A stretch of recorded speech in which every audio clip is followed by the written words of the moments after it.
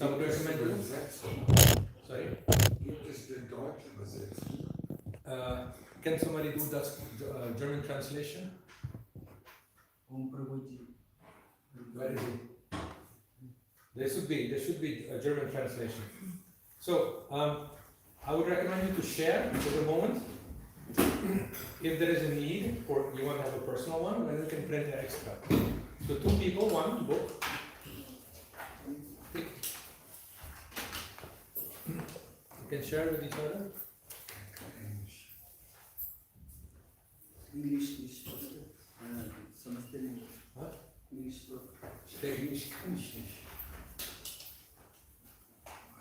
Listen English. What is in the back? Somebody can give her 1 book.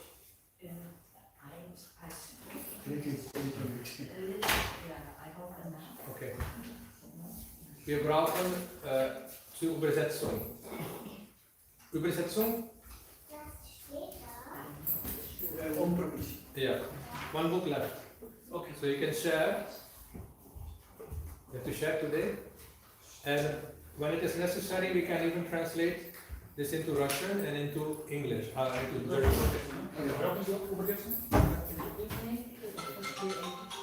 Okay. You would actually need the book. You know? In order to complete the course, you would actually need printed material. Because there are many important things here. And okay, that's one thing. The course for the rest is free because Prabhupada said teachers and pujaris should not get any salary. So I'm just a poor brahmachari. But the printing costs, you can get something for. Either the printing costs for this book. You see its quality. We did quality preaching. Everything is very nice. And as I said before, if there is a need for German translation, we can make also German copies and also Russian if needed. Okay. So what you're going to learn in this course, Vaishnava etiquette. Etiquette means like code of behavior, how to deal with each other. And the book is a very complete book. It deals with all aspects of devotional service, from morning, waking up, till going to bed. Everything devotees do is standardized. And this book is a compilation by Bhakti Charuswami, who is more or less, at the time when I was studying this, he was the chairman of education in ISKCON. He wrote a Vaishnava etiquette. That full Vaishnava etiquette is in this book, but along with the first and the last chapter of the Pujari book, Pointsratra Pradeep. So it's an extended version of the old Vaishnava etiquette. Prabhu, can you translate? Because he's looking a little sick. You can translate for me in German? Yeah. So it is a complete book, and everything you learn here is standardized. GBC is standard. So nothing is like left over to speculation or you fill in the gaps. It's not like that. Everything is completely standardized. Having said this, it might look like a course on only rules.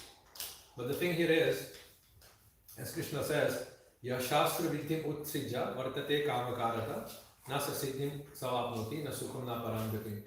If we do not follow the scriptures and do our own thing, then reaching the perfection of Krishna Prema is very rare. Nasukham Na Parangati. So therefore, everything is standardized, and you find it in this book. Now, it might seem in the beginning it's only rules and regulations we're talking about, but as you gradually learn, the goal is to change habits. We have been having habits in our life since so many lifetimes, and nobody taught us what are the good habits. So in the beginning you have to practice. In order to learn, you have to practice.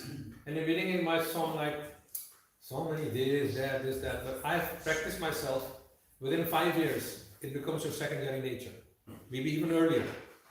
And once it becomes your nature, it's not a book of rules anymore. It is just the way you do. Just like you might come up from a family where people eat with the left hand, you know. And when you come to Krishna consciousness, stop eating from the left, eat with the right. And then sometimes you have the tendency to eat with the left, right? So it takes some time to forget that and learn the good one.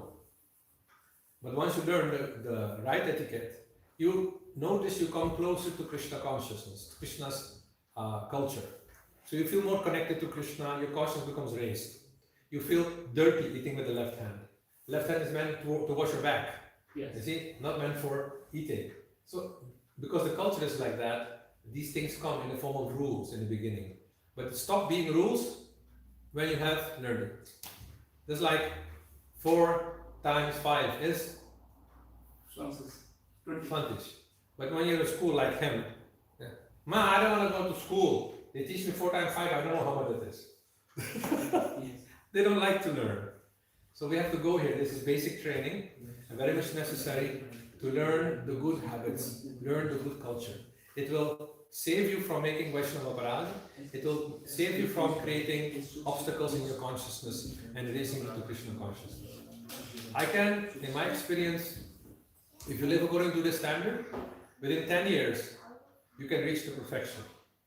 My personal experience is this. I'm not going to reveal too much, but there has a great influence in Bhakti Swami's writing and also I think the GBC's writing in putting together a very practical handbook for standards of living. So, along with this book, I have these 2 copies here. These are songbooks. What I want to do is I'm going to learn each time at each new lesson we start with a song, a Vaishnava song. We sing it together, and after that you know the melody, you know the rhythm, and then in this way you learn new songs also. Originally I wrote this course to be taught in 4 months and 2 hours a week. That is mainly for grihasthas who are working during the week, and in the weekends they have time. So then I was doing this parallel with Bhagavad Gita course in Holland. I taught this like three times, even 4 times. And so in this way, 4 times 2 hours, 4 months 2 hours is like 33 hours to complete the entire course. There is even a test and also diploma.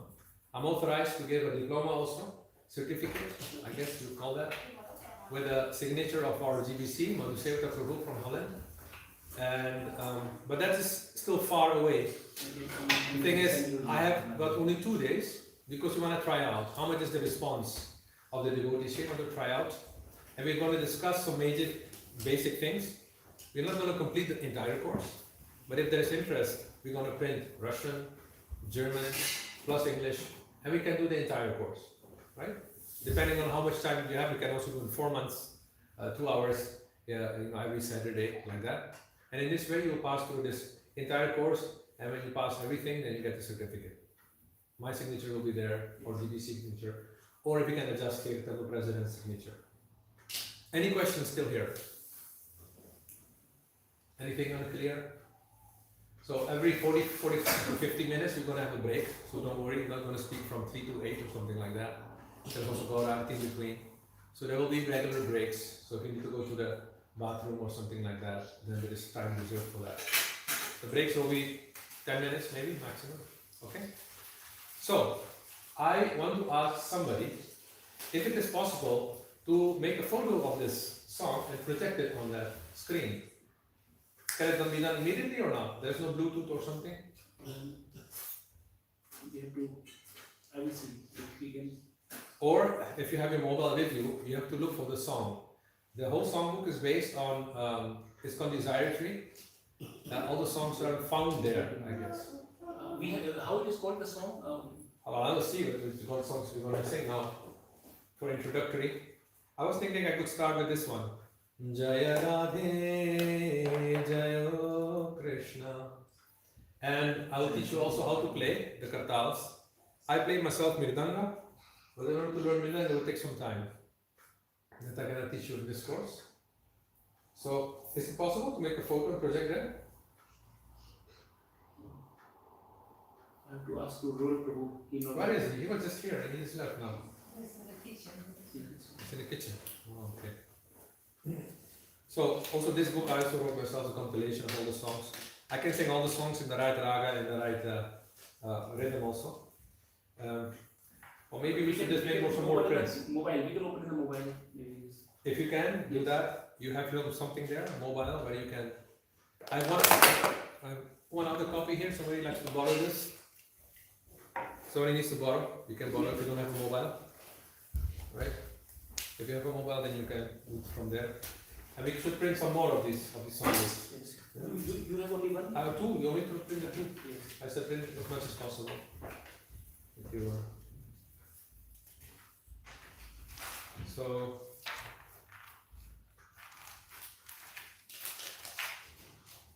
Etikette song. Jaya Radhe Jaya. Jai Radhe Jai Krishna. Jai Vrindavan. Jaya Vrindavan. It's on page Etikette songs. 26. In the book is on page 26. Sorry,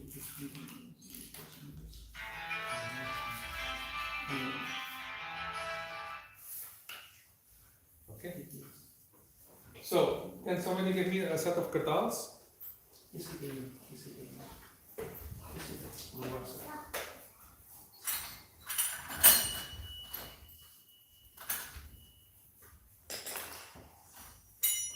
So you're sending each other the song?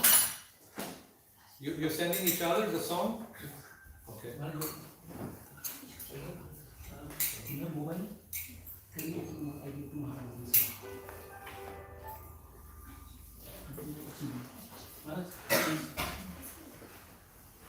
So take all the kartals and distribute it to the devotees as many as possible.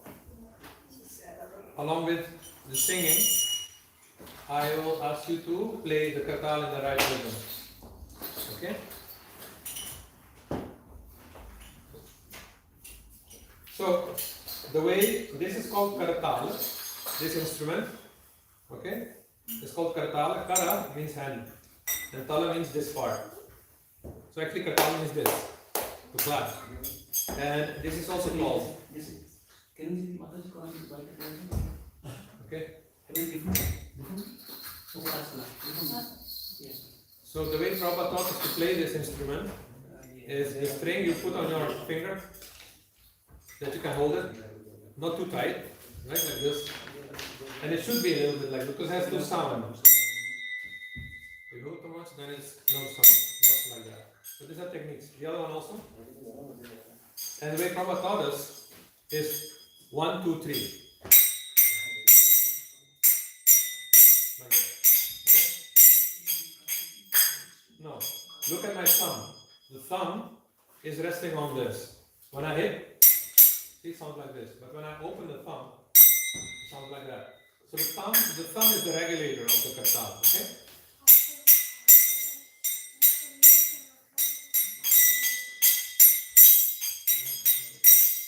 Can you try? Yeah. 1, 2, 3.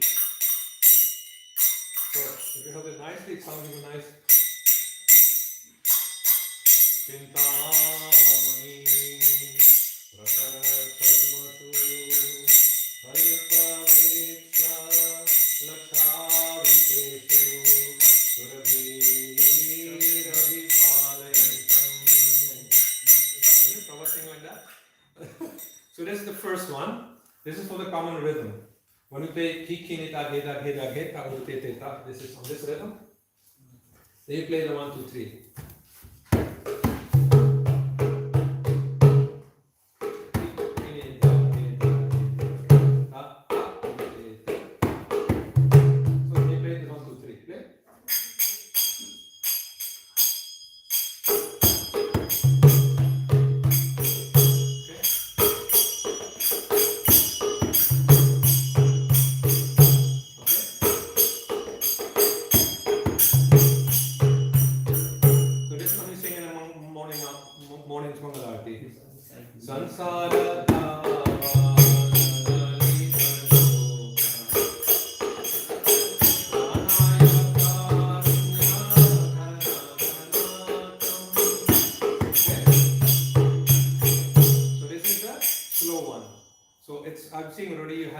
Sense of rhythm.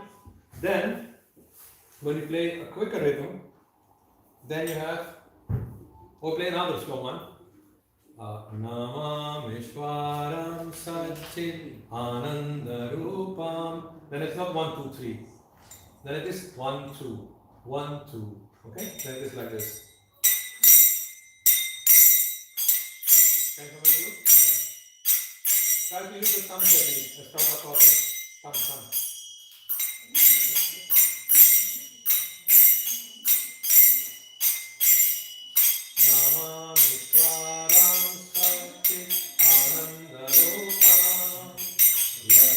Kundalam Gokule Braja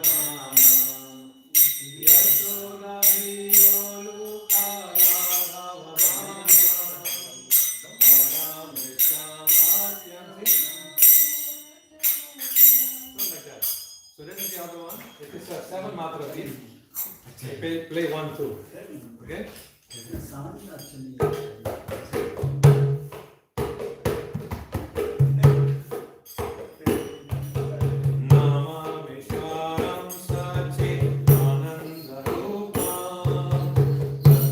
Play the way I told you. 1, 2, 1, 2.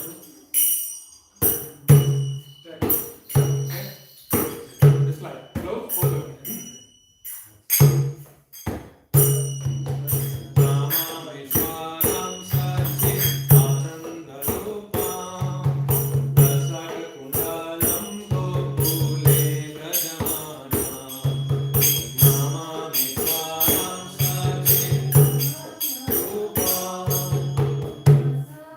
Carefully listen. When this goes close, then it's a close. When it's open, it is open. Very simple.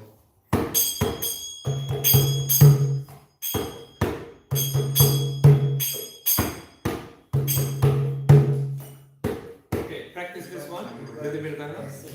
So that's the second one you learned. The third one is when you go very quick. Then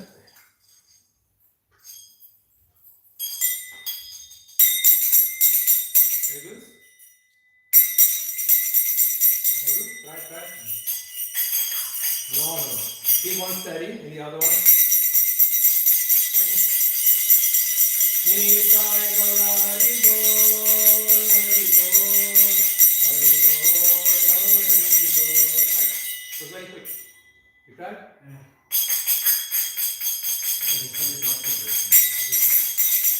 Right? Like a horse.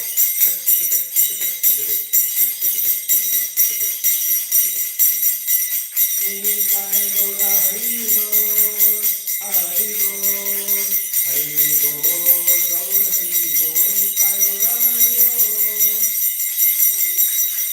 Hari Bol, Hari Bol, Hari Bol, Gaur Hari Bol, Nitai Gaura Hari Bol. Maybe all the Shikshan's going up, Okay, 3 you have now seen. Huh? First is the slow one. Okay. Okay, 1, 2, 3. And the other is 1, 2, 1, 2, 1, 2. And then the quick one. Nitai Gaura Hari Bol, Hari Bol. So, anyone else to try? Because I'm playing the Mirdanga here. That's why you have to learn from the book. This Kortal is not so. Okay. I will show it is You good. are master. I will show it's good. Don't make this Kartal is wrong, I'm okay. This Let's see if it is really bad. Design point. Huh? Design point. Not that nice. This is not talking in no, English. the second one when Nitai Gaura Hari Bol, Hari Bol. So it's not the Kartal, it's you. Okay. So we're going to sing this song. Jai Radhe, Jai Krishna, Jai Vrindavan. Shri Govinda Gopinath Madana Mohan. Shama Kunda Radha Kunda. Giri Govardhan. Sie brauchen keine Kartal. Praktizieren. We don't have. Nothing left? Nowhere? Hidden somewhere? No. Okay, next batch you practice. So this is one of my favorite songs. where are we? बहुत अच्छा लगा. Everyone likes it because this is written by Krishna Das, Janama's disciple. And I'll sing the way I learned it. Jayo Radhe, Jayo Krishna, Jayo Vrindavan. So you have to sing in the right tune. No tune mixing, only this tune. Okay? Sing, because there's also some song lessons that you sing in the right mellow, sing in the right way. Then when I sing another mellow, you can also do. And if you have a better mellow, then later you can show me. Sing, okay? This we're gonna. It's a slow song. It will take some time, but you'll enjoy it. And I'm sure that in free time you can then practice. Maybe we can print some more of these books. Anybody likes to sponsor, they can print some more of the song books.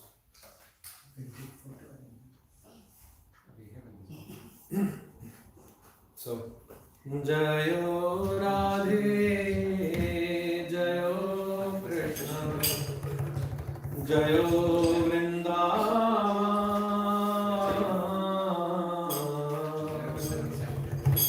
Jayo Radhe, Jayo Krishna, Jayo Vrindavan,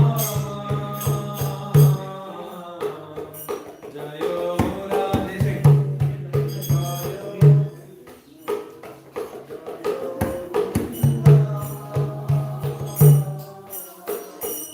Jayo Radhe, Jayo Krishna, Jayo Vrindavan, Jayo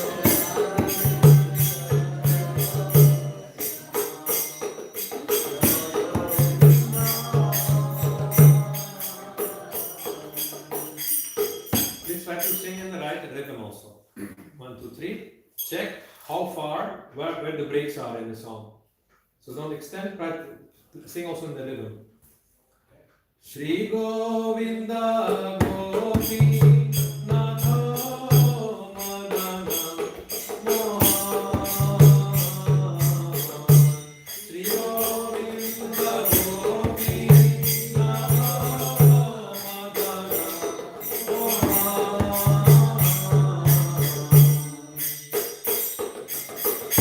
Shamo Kunda Radha Kunda Giri Govardhana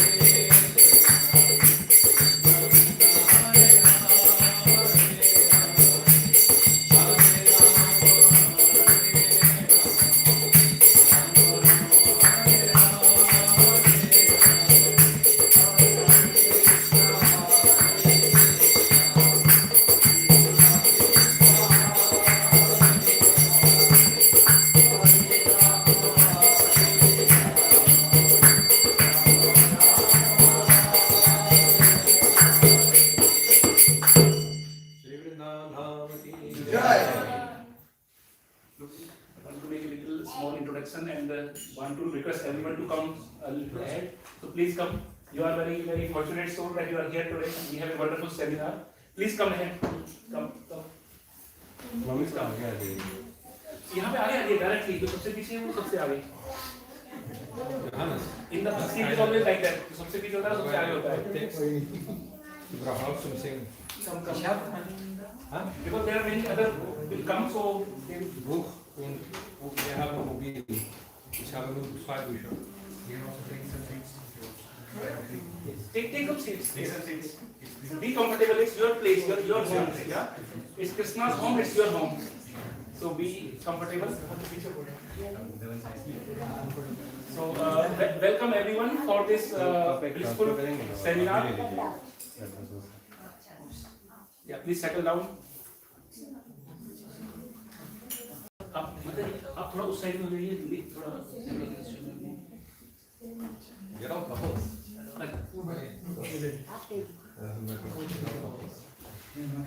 Brahmachari can come here. It's okay.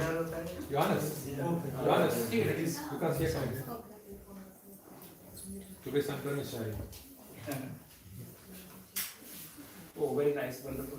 Maybe you can open it for a little air, no? Some fresh air.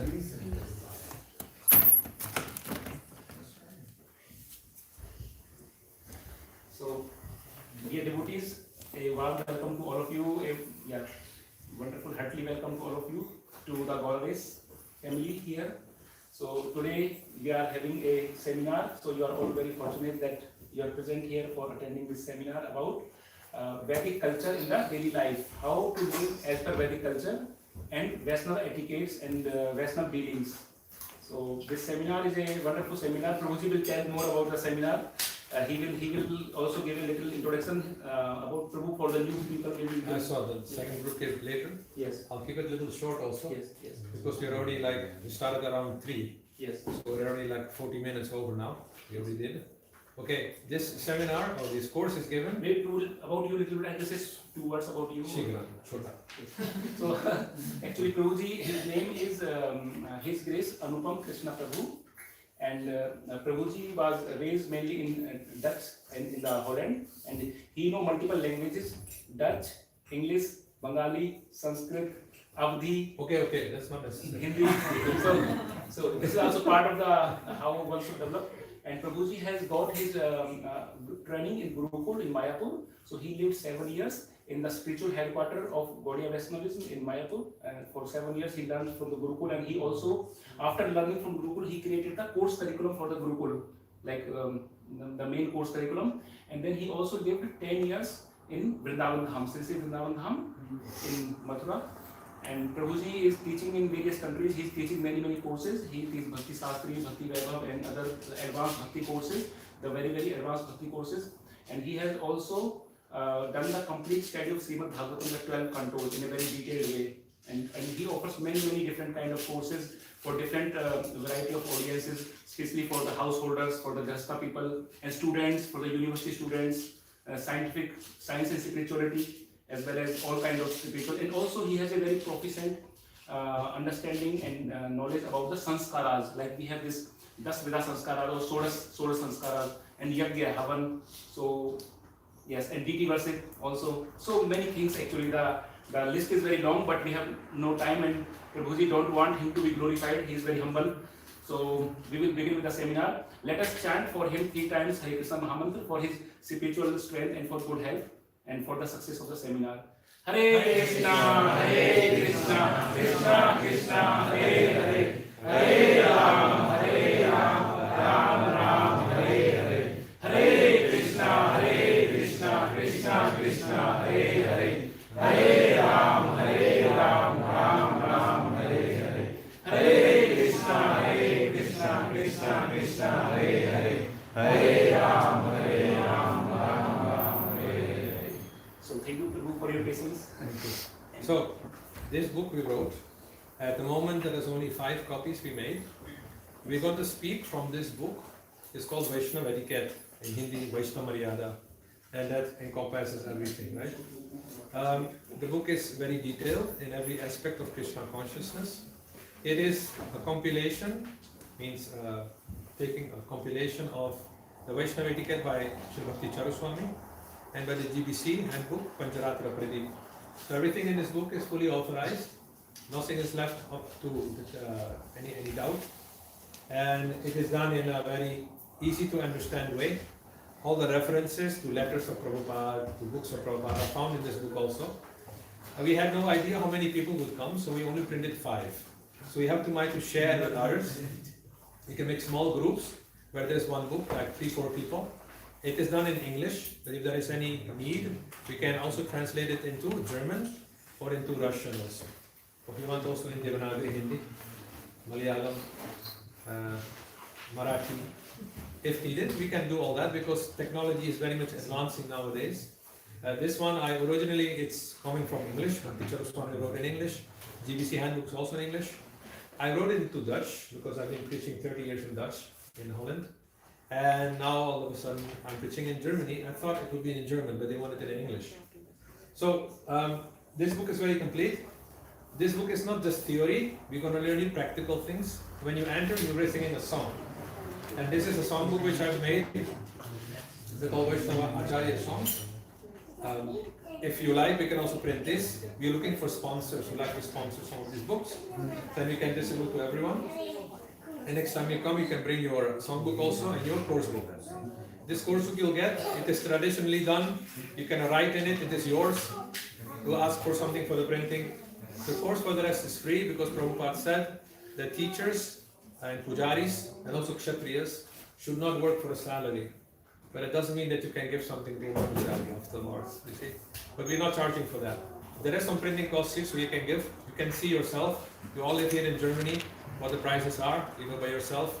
It's a book of 156 pages, complete. We're not going to discuss everything because there's not so much time. The actual setup of this course is a 4-month course, which 2 hours each week. And as I'm preaching in Holland, then it goes along with Bhakti Shastri or Bhagavad Gita course. So we're going to just start here and see how the response is, how interesting we find it. Before you entered, we were teaching the students how to play Katal, the rhythm.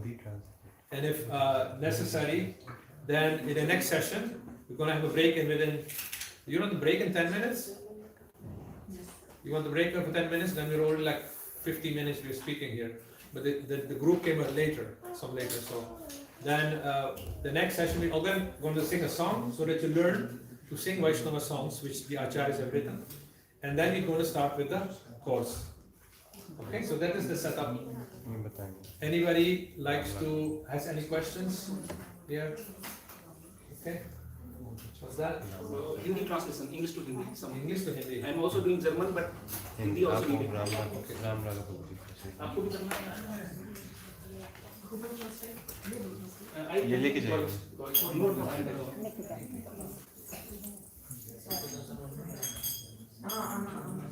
There is one book. There in the middle is one book, is it? मैं भी कर सकता हूँ, but आधा Is there a book in your area? No book. There is second book, third book, fourth book, Mataji is the fifth one. Okay. Try to go near a book, make a circle. Just avoid sitting with the back towards the deities. But for the rest, make half circles around books that you can all see and you can understand as I'm saying. If the students have,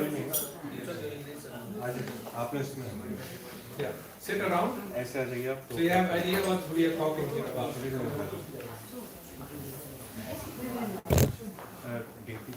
So sit at the side, no back to the deity, yeah, like that. You can look at that. So as you can see, I'm a very favorite of Rajasthani architecture. You look in the book. I love traditional Vedic culture in every aspect. In the contents, you find 5 chapters. Principles of Vaishnava etiquette. Second chapter is Vaishnava etiquette and Archana, which means worship on the mandir. The third one is Abhigavana. Then the fifth one is Sadhu. Fourth one is Sadhu Sangha, and the fifth one is Swadhyaya. So what it means, we're going to discuss all that. You can see there's an extended sub-chapters, like taking a bath with water source, rules for taking a bath, alternative ways of bathing. We also have in which order you serve prasad. especially if you Bengali meal, then you have lemon, you have rotis, or you have chapatis, you have sukta, you have sabji, you have dal. In which order you're supposed to serve, right? Also that you're going to learn. So all these aspects are described here. You can summarize the entire course. It's like from waking up, even sleeping, in which direction you're supposed to sleep, better for your consciousness. Waking up, bathing, your daily activities, up till going back to bed. Everything is described here, according to Pancharatra Pradeep and according to Vaishnava etiquette. So it's very practical. And once you learn and master this, you can also teach your children. So for children, what you teach them, that they become. So if you teach them something wrong, then its habit becomes very, very wrong. So in the beginning, if you have some other habit, it might look like, oh, these are all rules and regulations, difficult, I have to do something else. But keep doing that, the right one. This is the mode of goodness. If you learn to do like this, it becomes your second nature. And when your second nature becomes the mode of goodness, it is very easy to transcend and go to the culture of Radha Krishna. So it's the title. The subtitle is the culture of Radha Krishna. This is how Radha Krishna are doing it. And you're going to learn this. So maybe you might be Marathi, you might be Bengali, you might be Odissi, you might do something different. It's fine, but try to learn this if you want to go to Radha Krishna. Okay? That's the setup of this course. Any questions up to here? Okay. We can have a quick look at the chapters, basic principles. Chapter 2 is why we choose Archana. Then third one is Abhigamana, which basically means all the activities from waking up till going into the mandir. What else you do? It might be this temple, it might also be your home temple. All these things have been standardized. Not by us, but it's already there in the scriptures. So there's no need to make up some rules. Already it's done, it's already said, it's described how to do things. The fourth one is a very tense one. How to deal with each other. Because we are all human beings, we have likings, we have dislikings, and we have difference of opinion, and sometimes there is tension, and sometimes heavy tensions, very heavy tensions. So then how to avoid these tensions and deal with each other and live with each other in a nice way. This will be the second part of the course. I'll try to study tomorrow. I might try to get into the fourth chapter. That means I'm not going to discuss everything in detail. You get the book, and then you can read many of the things. Next time when I come to Köln, we can go into a depth, like a 4-month course. Then you have enough time to read, study, practice kartal, maybe even practice mridanga or harmonium.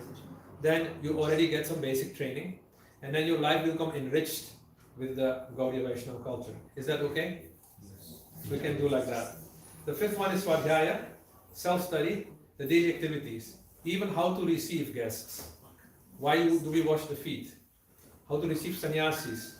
Is receiving a Vaishnava different than receiving a household guest? There are differences. How should you prepare the room? Other things are how to chant, how to go to the holy dham. When we meet other sadhus from other sampradayas, how we deal with them. Some are nirvisheshvadis, mayavadis. Some are atheists. How do you deal with them in a proper way that you don't commit any aparadh? Interesting? Everything will be discussed. But now we have a short break, 5 minutes. Is it okay? Yeah, this is getting on. We can do later, Prabhu, because now we just started, so we can continue here. Those who were in the beginning, do you need a break? It's No? Okay, because the course is very relaxed. It's very relaxed, so let us start. Let's go to page 1. Vaishnava etiquette with quotations from Srila Prabhupada and Srila Bhakti Charu Swami, compiled by Anupam Das. I'm not a writer of this, I'm a compiler. You know the difference between writing and compiling? You know the difference between writing and compiling? Yes, what is the difference? Writing, I mean, you have the freedom to choose what you want to write, what you don't want to, but when you are the compiler, I mean, you can have also the freedom, but you cannot, you have not that freedom, not so much freedom. You need to use what is already written. I think you're a book writer, isn't it? Are you a writer? No. Compiling actually means existing parts you take and you put together. Therefore, Vyasadeva is a compiler. He didn't write the Vedas. He took the mantras which existed and put them in the right order and made one Veda. So I've done the same thing. This material is not mine. It is Bhakti Charuswami's, it's Pancharatra Pradeep. But I put it together like one book. Easy to read in a nice order, like that. So that means compiling, and I've done this compilation. So, we read in the beginning here one paragraph. You can read with me if you can. Already, after the beginning of Krishna consciousness, the Krishna conscious movement, Srila Prabhupada introduced Archana, the process of worshipping Lord Krishna in his Murti form or Archa Vigraha, as an integral part of his young movement. Just as he kept Krishna's message intact in his translations, he also presented the process of Murti worship intact and unchanged. He saw Archana as a practical means to arrive at the basic principle of Krishna consciousness, to offer everything to Krishna. Is that easy to read? Difficulties? No? So, the point made in this first part is, if we want to enter Krishna's pastimes, we have to know how Radha Krishna live and how they practice their activities in their daily life in Radha Krishna's pastimes. That comes down into this book as the Vaishnava etiquette course. So, this is based on a conversation between Chaitanya Mahaprabhu and Sanatana Goswami. Mahaprabhu, he instructed Sanatana Goswami to write a handbook for Vaishnavas regarding daily activities and dealings, basically everything which we practice in Krishna consciousness. So Sanatana Goswami, a direct disciple of Chaitanya Mahaprabhu, he felt himself unqualified to do that. So he asked Mahaprabhu, can you give a guideline? Now what actually Sanatana Goswami wrote is known as the Hari Bhakti Vilas. And there's extensive, detailed, evidence regarding daily activities for Vaishnavas, for sadhus.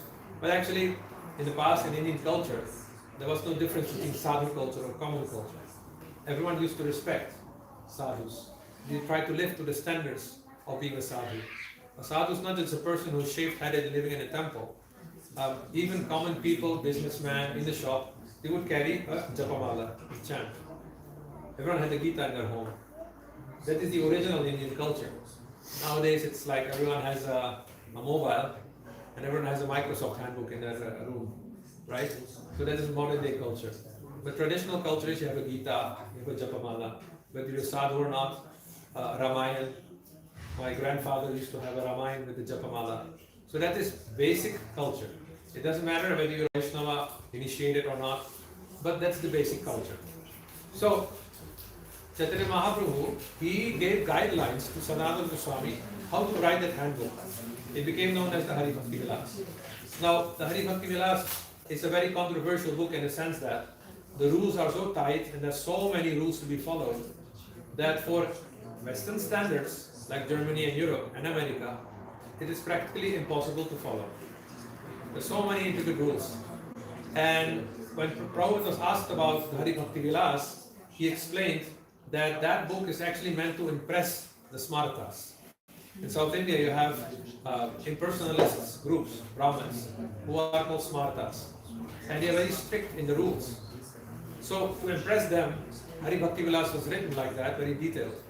But what we're supposed to follow in Krishna consciousness, in ISKCON, to attain the perfection, Prabhupada had selected all of that. So all those selections from Hari Bhakti Vilas, Pancharatra Pradeep, this is what is coming as a Vaishnava etiquette to you. You don't have to be worried that now I have to follow all these rules. You can, the rules are already selected, what is practical and be possibly followed, especially in an international society for Krishna consciousness. How many of those standards can be followed? Because the goal ultimately is self-realization, Atma Sakshatkar, attaining Krishna Prema and going back to Godhead. So everything which is not relevant has been left aside. Okay? So, there are two major things in Krishna consciousness, which is chanting Hare Krishna, Srimad Bhagavatam reading every day, plus as you can see, ISKCON is famous for its beautiful deities, Archan, Puja. So, this is a very essential aspect of Krishna consciousness. Just imagine, if you would not have beautiful murtis, deities, how would ISKCON look like?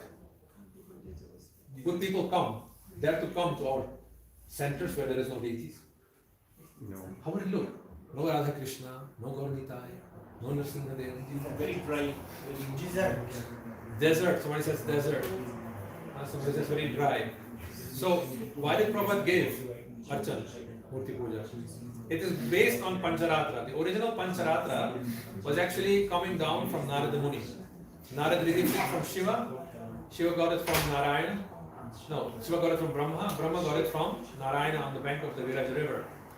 Brahma wanted to worship Lord Narayan, and he wanted to know how to do it, what are the rules. So Narayan explained to him 5 nights, Pancharatra, 5 nights, how to worship the Archa Vigraha.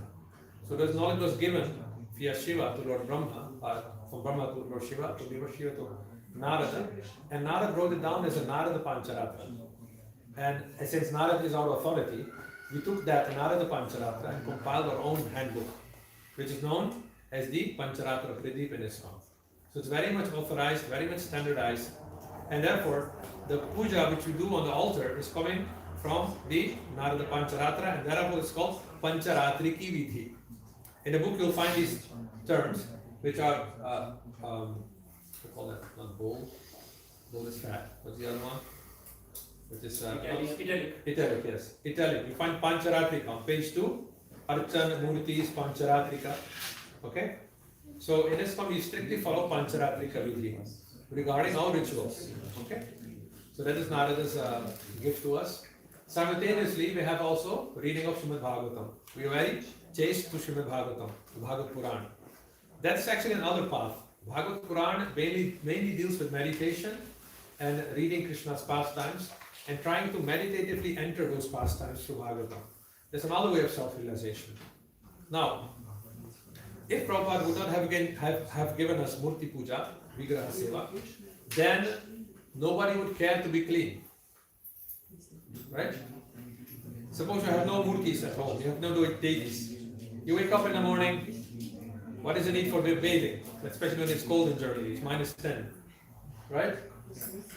There is no inspiration to be clean. Look at the people outside around you who are not having deities at home. Are they clean? They're not clean, they smell. Right? They might tell you, why are you wearing this? What happened to you? They can tell them, this is my style. And what is your style? How many days, how many months ago did you wash your jeans last time? And they'll be ashamed. There is no inspiration to be clean. But as soon as you invite Sita Ram, Radha Krishna, Gauradesh, every day you're clean. Clothes are clean, house is clean, everything is clean. Your mind is clean, exactly. It is not so easy to make your mind clean, but you have to start somewhere. Therefore, deity worship, especially for people at home, is very much necessary. Brahmachari is something else because we live in temples. We make the place clean. We keep the place clean, right? But if you are at home, then some neglect might be there. Some feeling that maybe today why should I become clean? The neighbor next had a birthday last night and they were drinking all this ganja. Like we have a lot of ganja neighbors here. So it's not us, it's the neighbors, okay? It's not us, it's the neighbors. This morning at 3 o'clock, so much smell okay. What are these guys doing? So they don't have any inspiration to be clean. They're not inspired to come here and be clean. That's the very importance of having murtis. If the mind is clean, you also notice the physical attraction to your partner is less. You can focus on dharma. See the benefits of having Pancharatrika Vidhi, the way of worshipping Krishna in a murti form in your home, very necessary. Simultaneously, we have Bhagavad Vidhi also. How to study Srimad Bhagavatam daily. It is directly cleansing the mind. So our ISKCON's process, which you're following in ISKCON, is based on 2 processes, Pancharatriki and Bhagavatam. There's like 2 tracks of the railways. Every wagon is situated on 2 rails, isn't it? Like that. One is Bhagavata and one is Pancharatrika. Bhagavata is Bhagavad Puran, the famous, so many Bhagavad Saptahas are there on your internet, isn't it? On your mobile. But that's Bhagavad Vidhi, but not for the dancing. The real Bhagavad is, when you actually read it, you get the benediction to enter Krishna's pastimes. But simultaneously, you have to keep clean, you have to keep the body also clean, like that. So then you have Pancharatrika Vidhi, and they are practiced side by side. For beginners, it is Pancharatrika Vidhi, the deity worship, which is essential. And for those who are more advanced, who are spontaneously affected, Bhagavad Vidhi is given. But because we're practicing them simultaneously, the shift from one to the other is automatic. You don't have to worry about that. And especially when you enter the level of Bhagavata, which basically means asakti and above, you have Shraddha, Sadhu Sangha, Bhajana Kriya, Anartha Nivriti, Nishtha, Aruchi, Asakti, Bhava, Prem. These are the 9 levels of Bhakti Yoga. When you enter asakti, automatically your attraction will be to Krishna as a person. That means Bhagavata. All that before is Pancharatrika. You're cleansing yourself, purifying yourself. Right? But guess, once you enter asakti, you can hear the deity speaking to you. Your murtis will be speaking to you, come in dreams, will be dealing with you. So automatically, devotees on that level, they don't give up murti puja, archana, they don't give it up because now direct reciprocation is coming. Some people might have it before even that. Sometimes you're invited at home to people and the people ask you that, Prabhu, I had this dream about my deity saying this and this and this, is that correct? So it already happens, especially I've seen in Indian families. And therefore, vigrahas are necessary. Any questions on this? Okay. So, I already mentioned the 5 chapters. I've divided the thing in 5 chapters. Then there is a lecture by Bhakti Charaswami. Would you like to start reading page 4? Loudly. Introduction, lecture by Srila Bhakti Charaswami. Welcome to our lesson on Vaishnava etiquettes. I will begin by reading a few quotations from a Chaitanya Charitamrita. The instruction of Sri Chaitanya Mahaprabhu to Sanatana Goswami about Sadachara, the activities of a Vaishnava. Sri Chaitanya Mahaprabhu instructed Sanatana Goswami to write Vaishnava Smriti Hari Bhakti Vilasa in Chaitanya Charitamrita. Okay, so here you find what I was mentioning, Okay. the instruction of Chaitanya Mahaprabhu to Sanatana Goswami. Bhakti Charaswami put it in his lecture, he was explaining the same thing. And as I mentioned, I will skip this section because I already explained it and go a little bit ahead because we have limited time.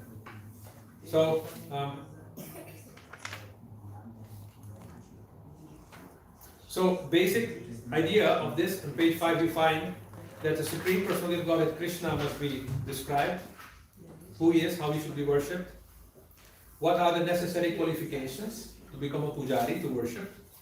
Like we have Panchasamskara, which is described in the Narada Pancharatra, 5 samskaras is one, to qualify you to be able to worship the murtis. Then how to chant, where to apply tilak, 12 places how to apply tilak. Can you bring some tilak? Yeah, I can show how to do. Those who don't know how to apply tilak, you're going to learn this also practically. Then, how to pick tulsi leaves, also there are rules for that. How to ring the bell while you're doing arati.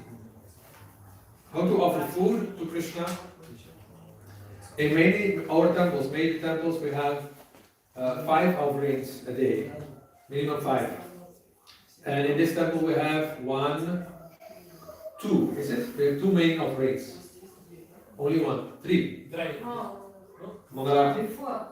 4. After Mangalat, lunch and Evening. Okay, so Valiant Hope, which is sweets in the morning before the Lord wakes up. Then the morning breakfast, which is around 8 o'clock, I guess. Then in the afternoon, Raj Bhog. Is it Raj Bhog or is it 4 o'clock? Is it 12 o'clock? 1:30.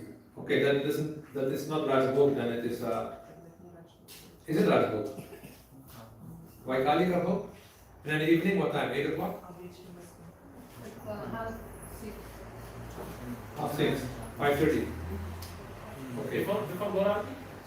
Before Gaurati. Before Gaurati. Okay, so that is in Mayapur we have 4 o'clock when the ladies wake up. We have fruit offering. Morning 8 o'clock. Breakfast. Evening there is evening offering.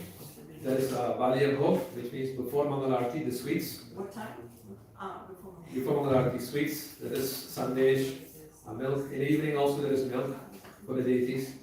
And Raj Bhog is the major. So we have around 5, 6 offerings. But this is the headquarters, and you need a whole bunch of pujaris to do that. So He also describes how to worship the Lord with 5 items. Pancha Upachar. 16 items. Shodash Upachar. And you have 64 Upachar. Shodash, what is it? Chausath. Upacharas, pujas. All these things are described. Also how Shaligrams should be worshipped. Holy places, Dwarka, Mathura, they all be described. How to correct or how to pick from, how to correct your, if you make mistakes, how to correct your mistakes. Certain prayers we offer, like if you pick Tulsi, then there is a mantra to beg for forgiveness. Om Tulsi Minita Janmasi Varada Keshava Priya Keshavartha Chinomitam Tulsi Maharani Kshamasvamam, or another version is Varada Avashobane. Which mistakes? All mistakes or all mistakes? No, it's like Tulsi should not be picked on Dwadasi. Tulsi should also not be picked with the left hand. But by chance you did something that you beg for forgiveness, there are mantras for. We're going to learn all this. You can learn so that your pujas will be without mistakes, like that. Purification methods. What is contaminated foods? What is pure? In other words, what is jutha? In Hindi we say jutha, right? In Bengali it's suchi or muchi. Prabhupada preferred suchi and muchi. Foods which are left over, what to do with it? You should not walk over it, and things like that. All these things are very much necessary, and these are small things by which your progress in Krishna consciousness can be slowed down or increased in speed. These small things makes a difference, like that. And also, Bhakti Charu Swami stresses here that the devotees should only eat what is offered to Krishna. It has become a tendency to just consider it as vegetarian or not. Mikrobi is love. Und das ist okay. Aber das ist nicht okay. We have to only take what is offered to Krishna. You see? So, if you are outside and you have to do a quick offering, you don't have a bell, you don't have a plate, you don't have tulsi, then you offer not with Sri Vishnu, Sri Vishnu, Sri Vishnu. This is a speculation. Another speculation is, you take your japamala. Anybody has a japamala? Yeah? Hear me? Another speculation is this. If you're outside and there's an apple here and you don't have time to offer, take this is offered. You touch the apple, it's offered. No. It's another speculation. And this is also not correct. What happens is, if you touch bhoga with prasad, it becomes prasade. It's touched by prasad and it becomes unofferable. So you can't eat it, you can't offer it. So the proper way is, the authority is coming from the higher taste. It's a ISKCON cookbook. It says 3 times chanting Hare Krishna and offering it to Krishna. Hare Krishna, like that. That's the first quick way of offering it. And basically there's no other quick way. There's another even quicker than that, but it requires more power of meditation. That is Shri Krishna Paramastu, or Tvadiyovastu Govindam Tuvimeva Samarpitam. I offer this to you, like that. Then you have to meditate that Krishna is actually eating it. See, like that. Then it's a quick offering, like that. Water should also be offered. Even medicine should be offered.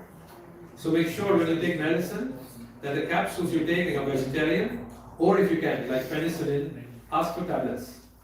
They are vegetarian because the capsules are generally made from gelatin, which is come from bones, which cannot be offered, like that. So better take tablets. Now, when you offer medicines, you can offer to Krishna, but Krishna won't eat it. So you can meditate that you're offering to his lotus feet. Or like kids like to do, play around with marbles. So you can offer it to Krishna's lotus feet as a marble, something like that. He's only eat it because he's never sick. Like that. Another thing what you can do, what I do is, you go to a temple of a devata, like Ganesha or like Durga temple. You're invited, then you go, right? Then they give you charanamrit, they give you prasad, Devi prasad, right? Now, we are Vaishnavas, we are only supposed to eat what Krishna is eating. Not because of the enmity towards Devi or something like that, no. We have the mood like Meera had. Mere to giridhar gopal dusra na koi. Only Krishna is our husband, nobody else is our husband. So then what to do if you get the Supreme Mother's prasad? It is not offered to Krishna because in Karma Kanda temples it is not offered to Krishna. Then you have to be brilliant. Once upon a time, Krishna took up the form of a cow and a calf. Right? You can read in Krishna book. Krishna became a cow and he also became calves. Now what do cows do? Cows eat everything, isn't it? Cows eat grass, cows eat prasad, leftover elements, cows eat everything. So you can offer that, which you got in the Devi Mandir, to Krishna in the form of a cow. They see, you can hear him. So he took the prasad, then he can take it. Because ultimately, everything in this material world is Durga, right? Whether you offer to her or not, it's already Durga. It is the external energy or the internal energy. So now you can offer it to Krishna even after it's offered to Devi because it's like that. In Vrindavan there is a rule, nothing has to be offered there. You can offer it because already Krishna Prasad. That's the greatness of Vrindavan. You don't have to offer there anything. Already Krishna took everything as Prasad. So these are certain rules which you have to know in which to remain safe. Now if you drink water, then what you can do, you can offer that water mentally, like you're washing Krishna's lotus feet and drinking that water. It's charanamrita. Anything. In this way, you make it a rule, everything you take is prasada. Okay? Any questions on this? This is how Vaishnavas are very, very clever. Is it everything written in this book? These techniques, some of them are. Some of them are my own solutions. When I'm preaching in temples, what to do. You don't want to offend Ganesh ji or Shiv ji or Parvati. So in that sense, you offer to cow Krishna. Calf Krishna. Right? Because Krishna as a cow, he's eating the grass upon which Brajavasis have walked. Isn't it? Cows eat grass. They don't care who has walked over it. They just eat it. So this was after the Brahma Vimohan Leela, no? That when Krishna become cow and calf. For 1 year, yes. Yeah, 1 year. Yes. So that's the evidence. I'm going to give the evidence. What to solve? These are emergency cases, right? Like that. Okay. How to serve devotees, how to recognize who's a devotee, who's not a devotee, and then Ekadashi. Here, you must describe, this is page 7. I'm going quite quickly over it. Page 7, you go to page 7. You must describe the daily ritual, duties, and the bi-weekly duties, especially fasting on Ekadashi, which is observed every 14 days. So now Bhakti Swami argues here that when Ekadashi comes, we should be supposed to fast. Fast means no eating, no drinking. Plus 24 hours, no sleeping. From sunrise to sunrise. That is actually the standard for Ekadashi. You can see how difficult it is. You know, even 6 hours, no eating. Why not sleep from sunrise? Sunrise to sunrise.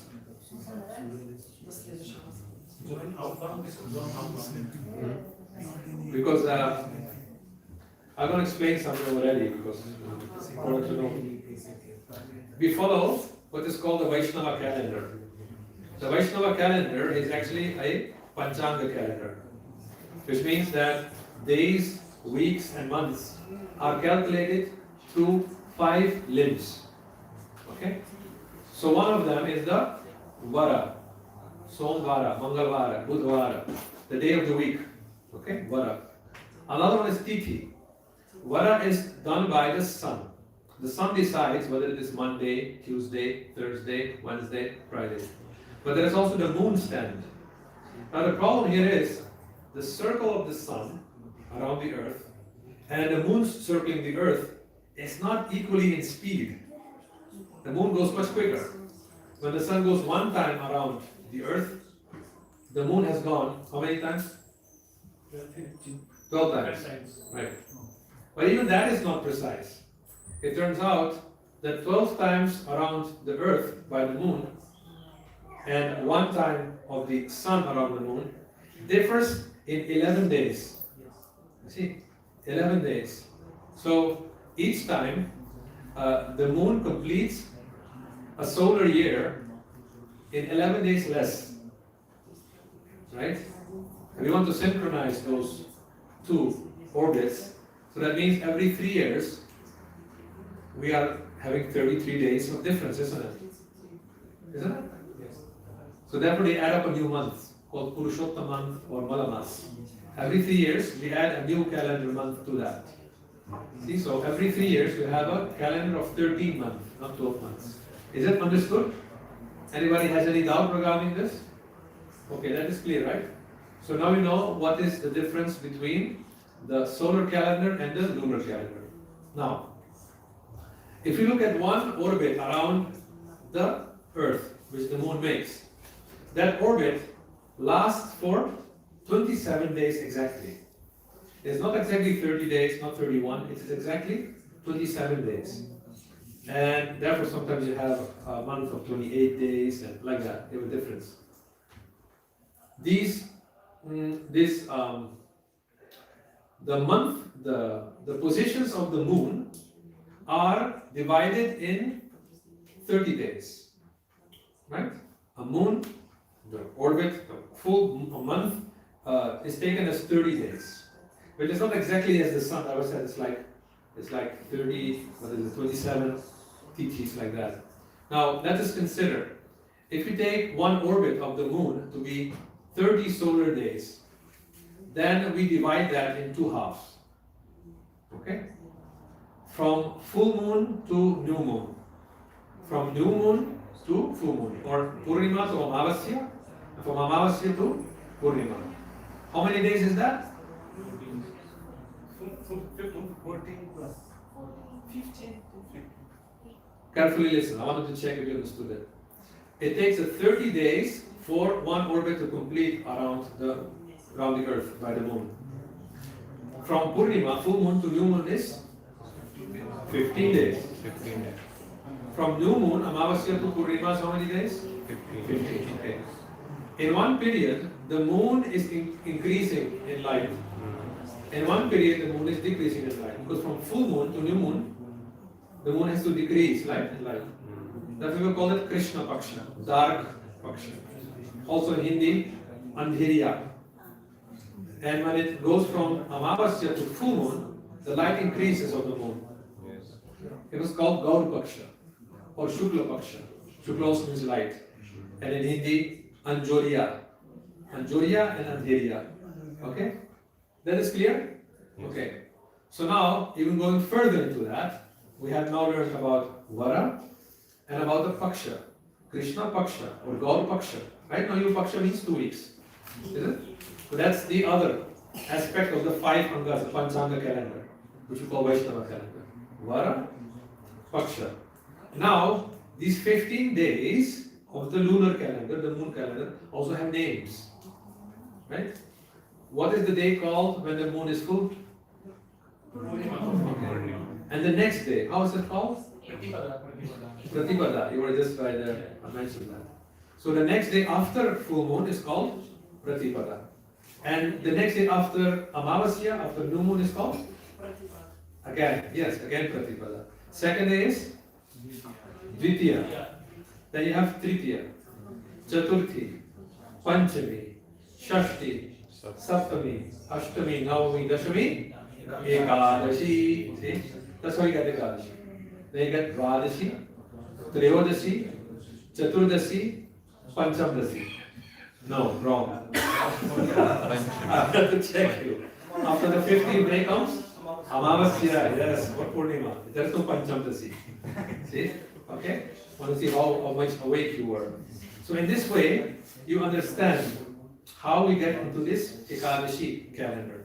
Now, as you have been counting with me, you noticed I also mentioned Ashtami. So, who is born on Ashtami? Very good. Sorry? Radharani also. She's a fan of Radharani. Right? So, Radharani also on Ashtami. Who more is born on Ashtami? It is very unfair of Vaishnavas not to celebrate her birthday. But the first thing she did in her life was to save Krishna from the hands of Kamsa. Who was born on Ashtami? Durga also. Durga was born from the womb of Yashoda Mai in Nandagaon. And her mission was to save Krishna. She's also born on Ashtami.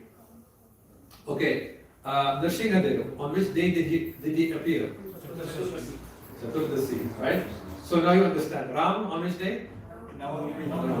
Now you know why it's called Navami. Okay, Ram Navami, Krishna Chaturdasi. Is it clear? Nice. So now it becomes very clear why the calendar is like that. So 5 Angas. Now there are 30 days in a month, and as the moon is traveling through the sky, the night sky, you find many stars, isn't it?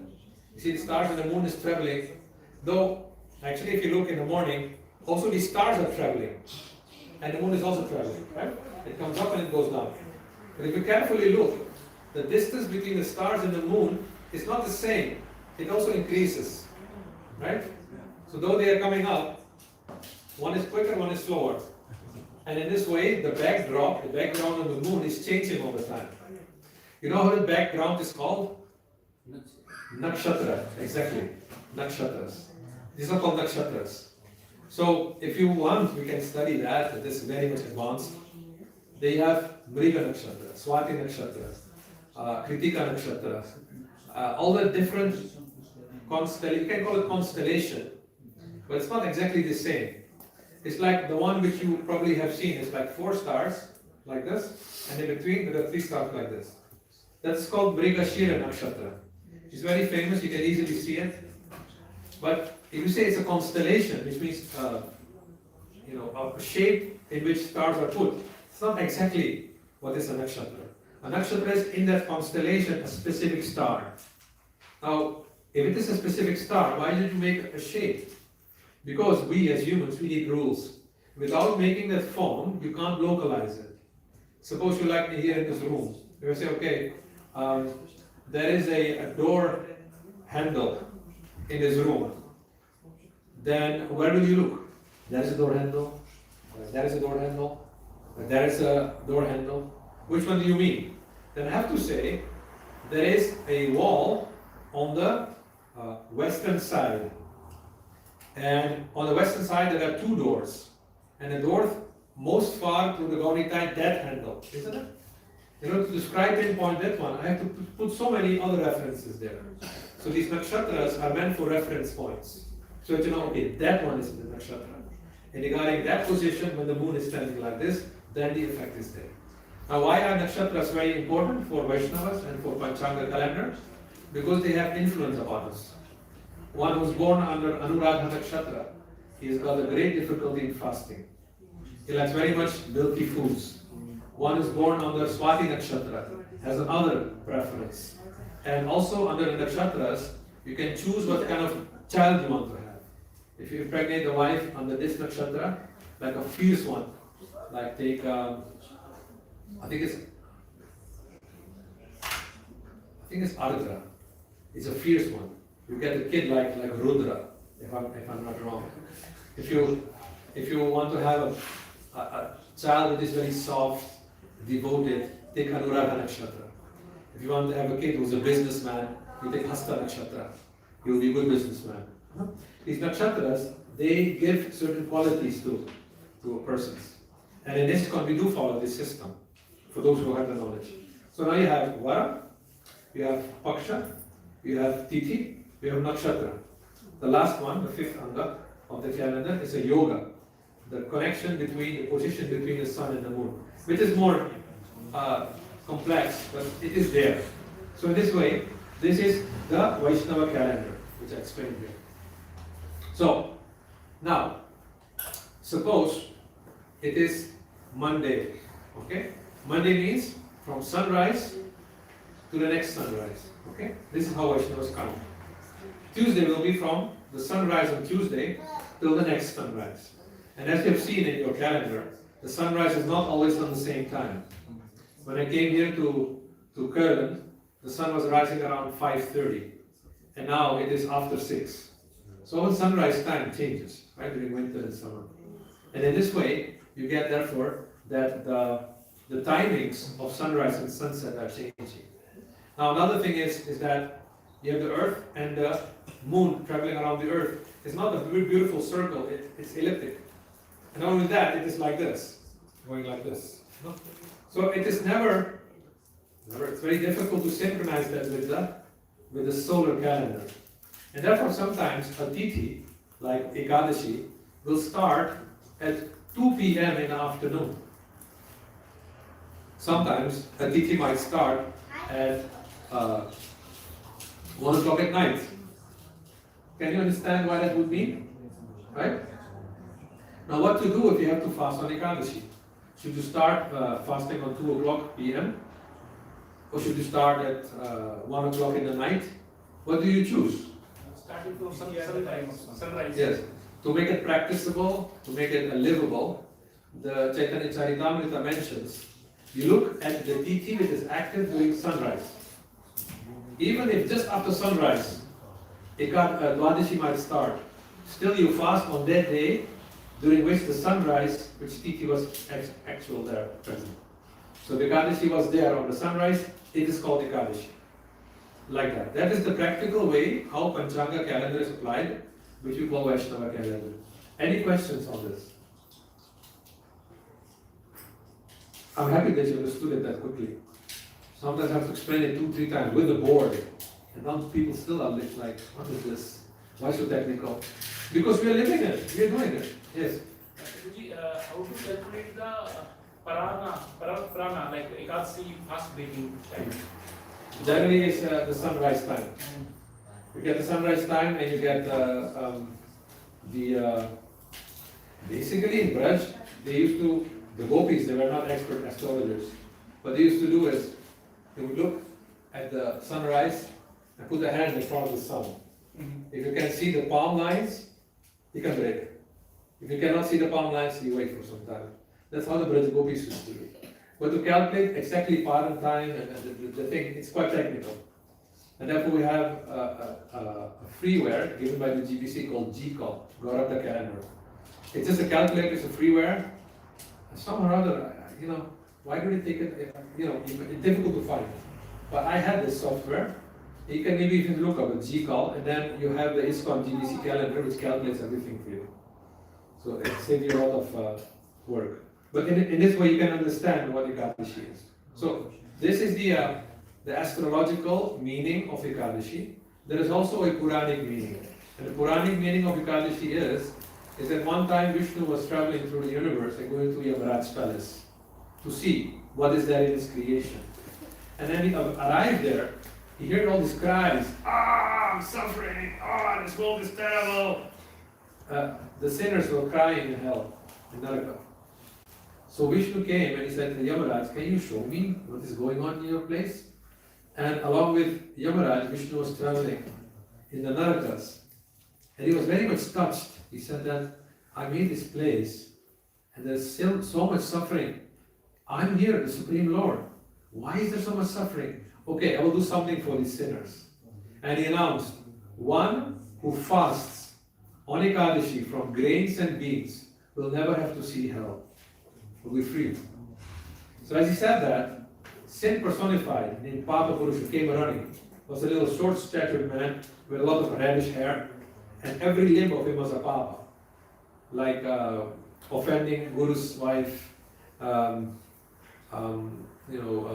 killing cow, killing Brahmins, stealing somebody's deposit money, everything, all the sins were. His body was composed of all these sins. Papa Purusha in person, living in hell. And he came in front of Vishnu and said that, when you made me, why are you killing me? If you wanted to kill me, why didn't you kill me right away? So Vishnu laughed at him, he was crying. Papa Purusha said, okay. He said, if you have no place for me, why you created me? He said, okay, you can reside in grains and beans on Ekadashi. Nice, grains and beans. If you eat on Ekadashi, you get Papa Purusha in your body. There's a Puranic meaning of that. Okay? So, then he mentions that fasting on Mahadvadashi is even more powerful, 1,000 times more powerful than fasting on Ekadashi. So sometimes you notice we don't follow Ekadashi but Mahadvadashi. So that Mahadvadashi is more powerful than Ekadashi. So I think we take a break here. Okay. Yeah? Just one question. What is exactly Mahadvadashi? Mahadvadashi is when the Ekadashi period is not fit for fasting. Then we skip the Ekadashi and we follow the Ekadashi on the Dwadashi, the day after. And now it mentions in the Puranas, if you fast on Dwadashi, it becomes a Mahadvadashi. Okay. I follow the Gauradesh calendar, and sometimes it says that Ekadashi not suitable for fasting. What's the significance behind that? Why it's not suitable? Not suitable is there are some Puranic reason for that day, like you know, if an Ekadashi falls on that nakshatra, then if the Ekadashi is mixed, then with the Dvadasi, then don't fast the next day. There are certain rules are there. As myself, I was always following Chaitanya Charitamrita, but lately the TBC has added some rules to it. I only can whisper this, but probably they have took it from Hari Bhakti Vilas. And even I am afraid of Hari Bhakti Vilas. There's so many rules, so many. They even smartest will be impressed. So I'm a very simple brahmachari. I follow as I followed, and the rule is we take the sunrise. If there is the sunrise at Dvadashi, then it cannot be used to fast for an Ekadashi. You have to look at the sunrise, what he sees as Ekadashi, then it's fast. Even if it's only 10 minutes, then that day will be taken as Ekadashi. So then you can see the previous day was Ekadashi, it ends. So then that Ekadashi is not suitable for fasting. Okay. Because during sunrise it was not active. It wasn't there. So sometimes the Ekadashi is fit into the two sunrise. Because the Ekadashi starts at 10 a.m. Yeah, just after the sunrise. Just after sunrise. previous day and finishes Yes, before the so that sunrise. Ekadashi is not fit for fasting. Okay. Now you have maybe also noticed that the Ekadashi will end just before sunrise, and Dvadashi will start and end before the next sunrise. So now you have in one vara, in one solar day, 3 titis.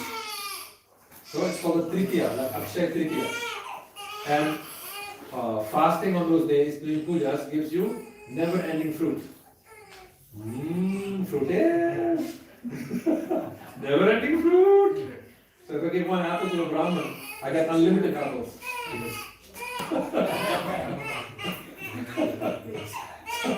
So these are some of the. It's only one time in a year or it's very There are more 3 years. You check the calendar properly.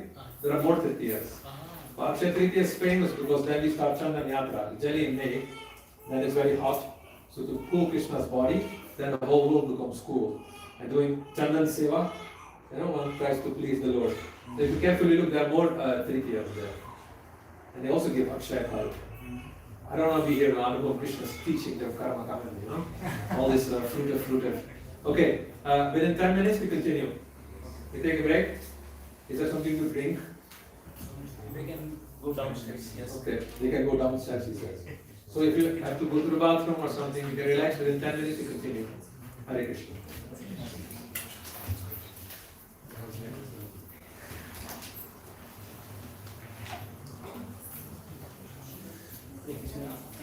So we make a small break, maybe 10 minutes. And at the end of the class, there will be prasadam for everyone. We have enough prasadam. So at the 6 o'clock, we will have a arati, Sandhya arati, Gaura arati, and then we will continue. But now we come back in 10 minutes. Okay. Take 10 minutes break. You can stretch your legs. You can take some fresh air before we continue.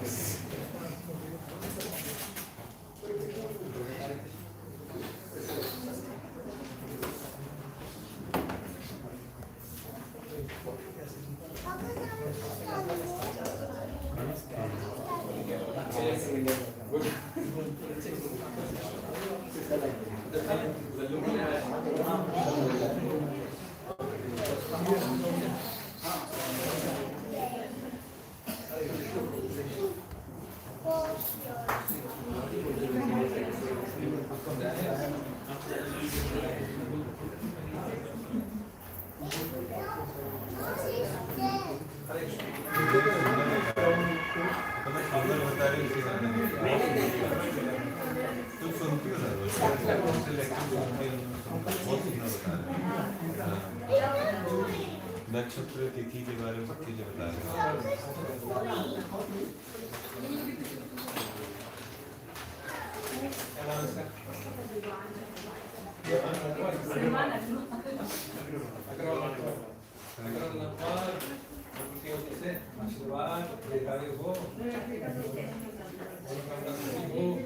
क्या नाम है? अच्छा बैठते हैं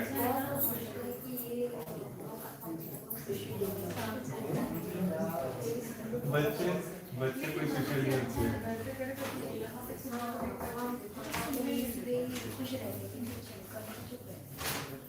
नाम क्या है now you can play now there is no lecture when lecture happens then we have to कितने साल हो गए ठीक है जाता है कहाँ है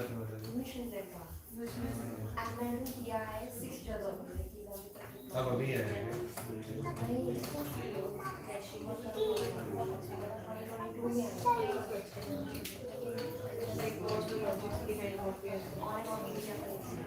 ये बच्चों से ही रहता है फैमिली जाती है यहाँ पर कहाँ से स्कूल से स्कूल से कोई फैमिली पुणे से अनु तुम बताइए माता जी वहाँ पुणे से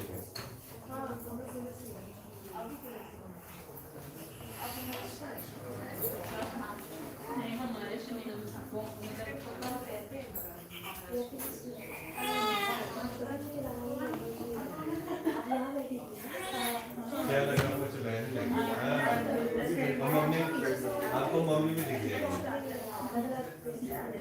आपको मम्मी भी दिख जाएगी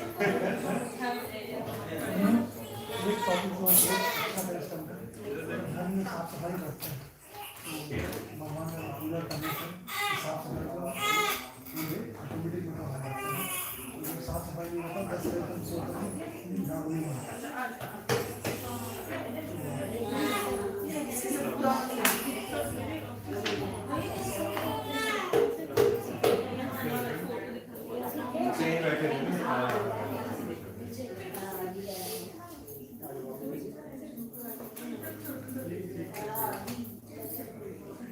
ऐसा क्या एक देर रखते हैं लगा तो मिल गई खोल देते हो इतना एक ही में खोल दिया हम सब 15 दिन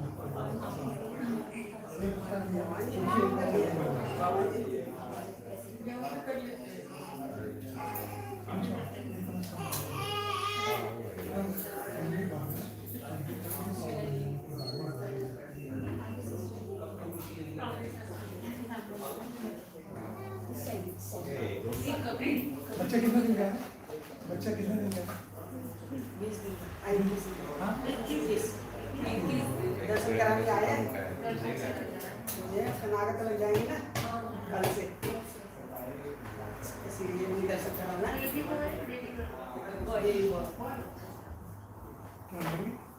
बॉयज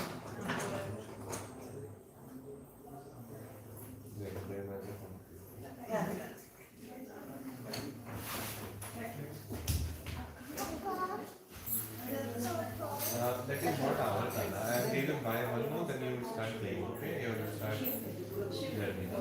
कहाँ पे?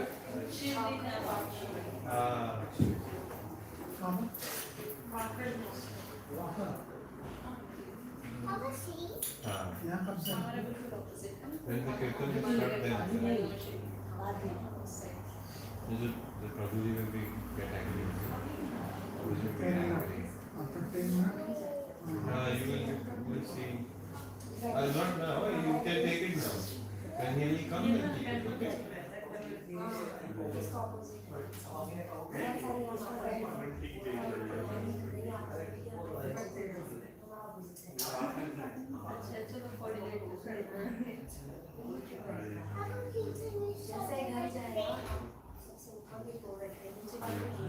अनुराधा नक्षत्र पैदा हो गए ये अनुराधा नक्षत्र पैदा हो गए लेकिन आज जो बता रहे हैं बहुत उसके हिसाब से वो नक्षत्र वाले वाली चीजें खाने वाली और इन लोगों को फर्स्ट वाला फियर्स वाला शास्त्र को ध्यान देना मुझे लगता है इससे भी खाने नक्षत्र का कोई फियर हो एंड्रू फियर्स वाला मेरी सिस्टर का भी बेटा है जो भी ऐसा ही बहुत शांति नहीं रहती उसको पता है कि शांति क्या है हाँ माता जी ये नहीं है यही जगह है वैष्णव मंदिर भी हम चल दूसरे में तो ले ही नहीं जा सकते ये तो अच्छा एडमिनिस्ट्रेशन मंदिर में चुपचाप ठीक है, अच्छी बात है। भगवान की मुझे दया है इसलिए खुश हूँ बाकी जगह सोल्व करना ठीक है। और कौन सी भाषा बात करते हैं? शायद तो नहीं होता है मेरी बातचीत ना लेकिन कहाँ पैदा हुए? इधर ही महाराष्ट्र में। What? Yes, you can do it slowly. यहाँ पैदा हुए महाराष्ट्र में बोला बहुत सी बात है। आप लोग घर में बैठे हैं। Very good. बाहर ऐसे Very nice. उनके साथ हमको लेके आया था ये बेटा मेरा जाता है आ जाता अच्छे से बैठता है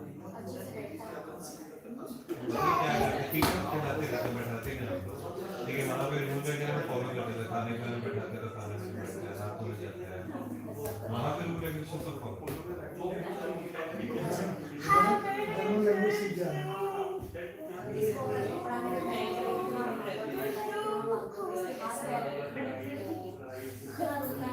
नहीं बस ये जब चाइल्ड था ना तो उसको नहीं रोया अब रोता है। खाना डोंट खेल के टाइम में चल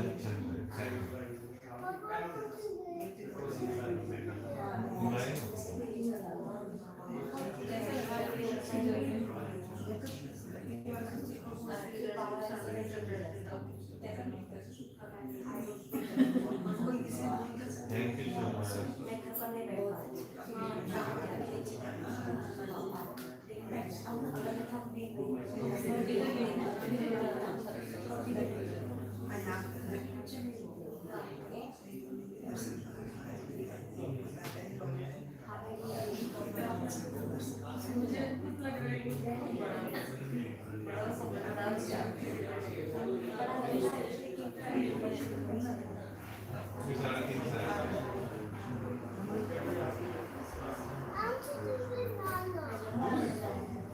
No, don't take. You have what you have in the hands.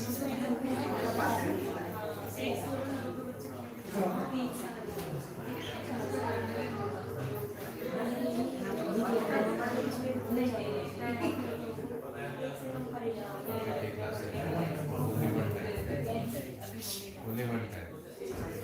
Done.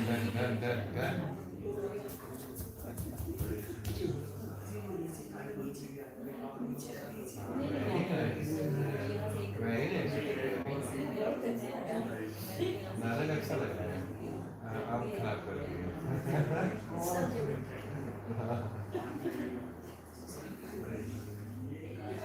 ये अगर बैठेंगे तो सुनना है दो बात तो फादर नहीं सामने का नहीं सुनो तो क्या ही सुनोगे पहले इंट्रोडक्शन था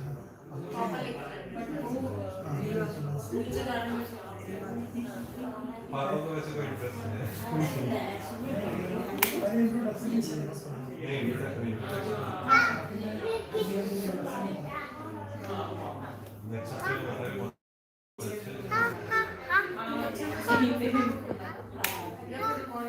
recording you can take another come here don't touch that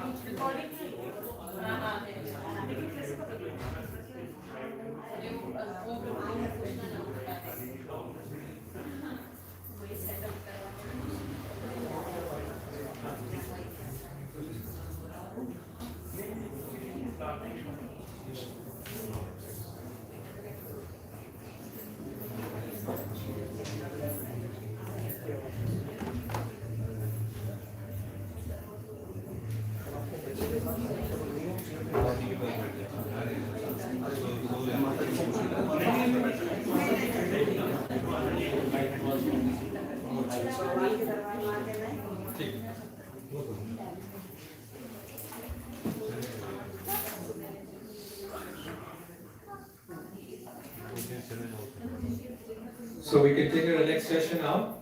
We'll again start with a small song. So you can practice your katal as I taught you. I'll give you 3 rhythms. Which song, Prabhu? I will share to them. Yeah, I'll see.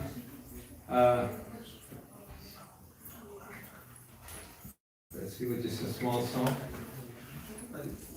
You can see the mobiles also, the song.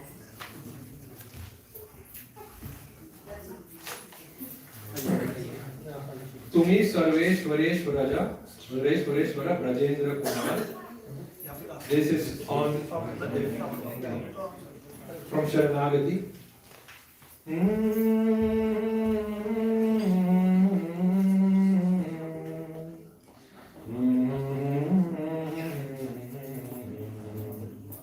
So everyone has kartals ready? Can anybody show the first rhythm which I taught in the beginning of the class? 1, 2, 3. Show. Make me hear. Yes. First rhythm. The second one. Which was the second one? Very good. Namam Ishwaram Satchid. Play. Namam Ishwaram Satchid Anandarupam Lasat Kundalam. Second rhythm, okay? 1, 2, 1, 2. The third one was very quick, speedy. Nitai Gaura Haribol, Haribol, Haribol, Haribol. Okay? So for those who want to practice, you got 3 rhythms. Practice this nicely and you can combine them. Namam Vishwaram Satchit Anandarupam Lasat Kundalam Gokule Vrajamana. Okay? So there are some songs which you can play in this rhythm, speedier with the last song which I showed you. And most common in the morning Mangalarti are the slow rhythms. Sansara Dava Nalali Dhaloka Pranaya Karunya Gana Ganatam Sansara Dava.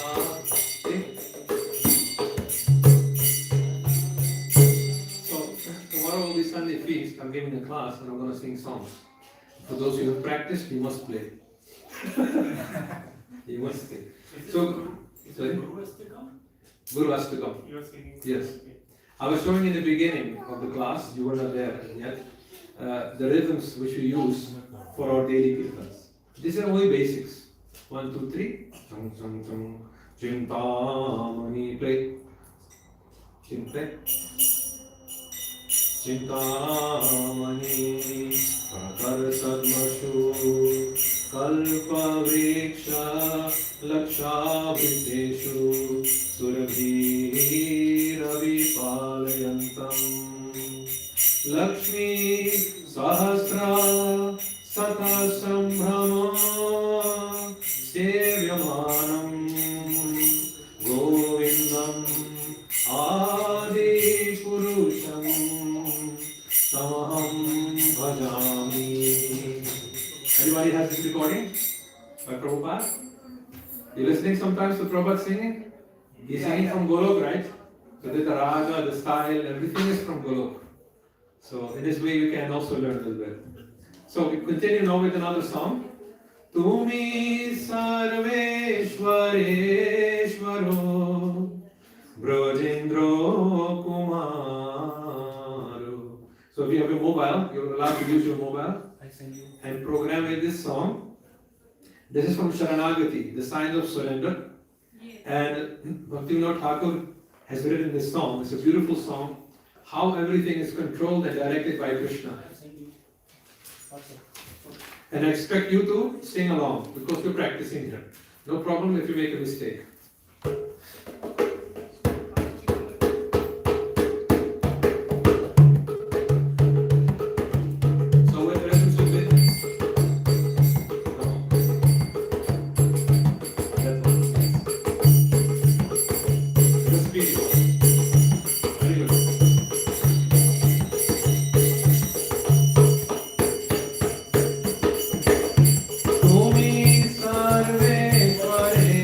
Sarveshware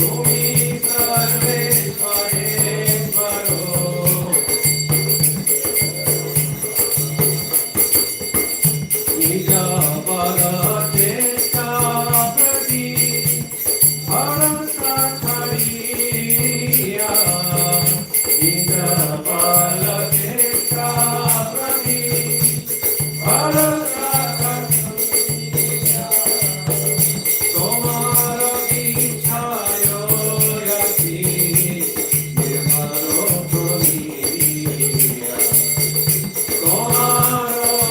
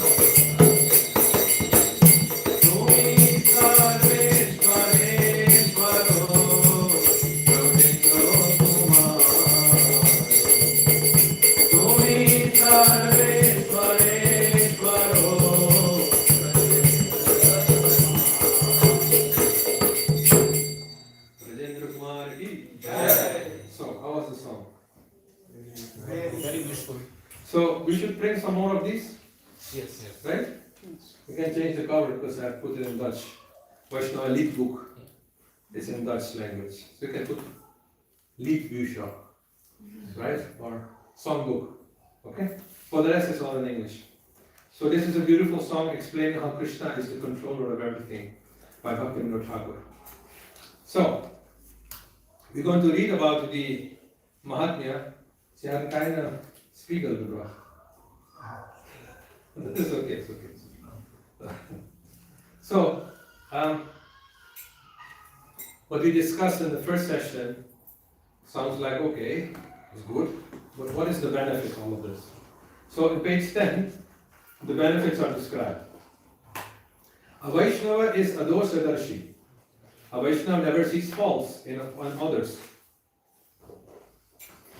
Of course, every human being has good qualities and faults. Therefore, it is said, Sadhava Guna Vishanti. A Vaishnava recognizes only a person's fame in his good qualities, not his faults. A doshadarshi means someone who does not find faults in others. He simply sees others' good qualities and finds faults, defects in himself. He's very strict with himself and watches himself critically and focuses his attention on all shortcomings within himself. A Vaishnava always follows the order of Guru and Krishna. Everyone who tries to write about Krishna must first become a pure devotee and then ask permission from the spiritual master, and that permission must be confirmed by Krishna from within his heart. Is that clear? So, by the way, anybody knows what is a pure devotee? What is a pure devotee? We follow the Krishna consciousness. Okay, who follows Krishna consciousness. Are you reading the books regularly? Who is reading the books Bhagavad every day? Every second day? Every week? Okay, every month? Okay. Please make some room. There are more visitors, so they can come in. You can come a little towards me and make some room for newcomers. So, definitely if you read Prabhupada's books, you come across the term pure devotee. What is a pure devotee? Everyone has his own opinion, fills in himself what he thinks is a pure devotee. So he's always thinking about Krishna. He's always thinking of Krishna. And he never sees any fault in others. He always sees himself as the fallen and others as the elevated one. Okay. So these are all different opinions, which are not untrue, they are true. But the actual definition, which comprises everything, is at the end of a lecture, somebody asked Prabhupada, what do you mean by a pure devotee? And Prabhupada said, a pure devotee can be first class, second class, or third class. First class, second class, third class? That means he can be Uttamadhikari, Kanishthadhikari, and Madhyamadhikari. So Kanishthadhikari is a person who can only see the deity, himself, and Guru's instructions.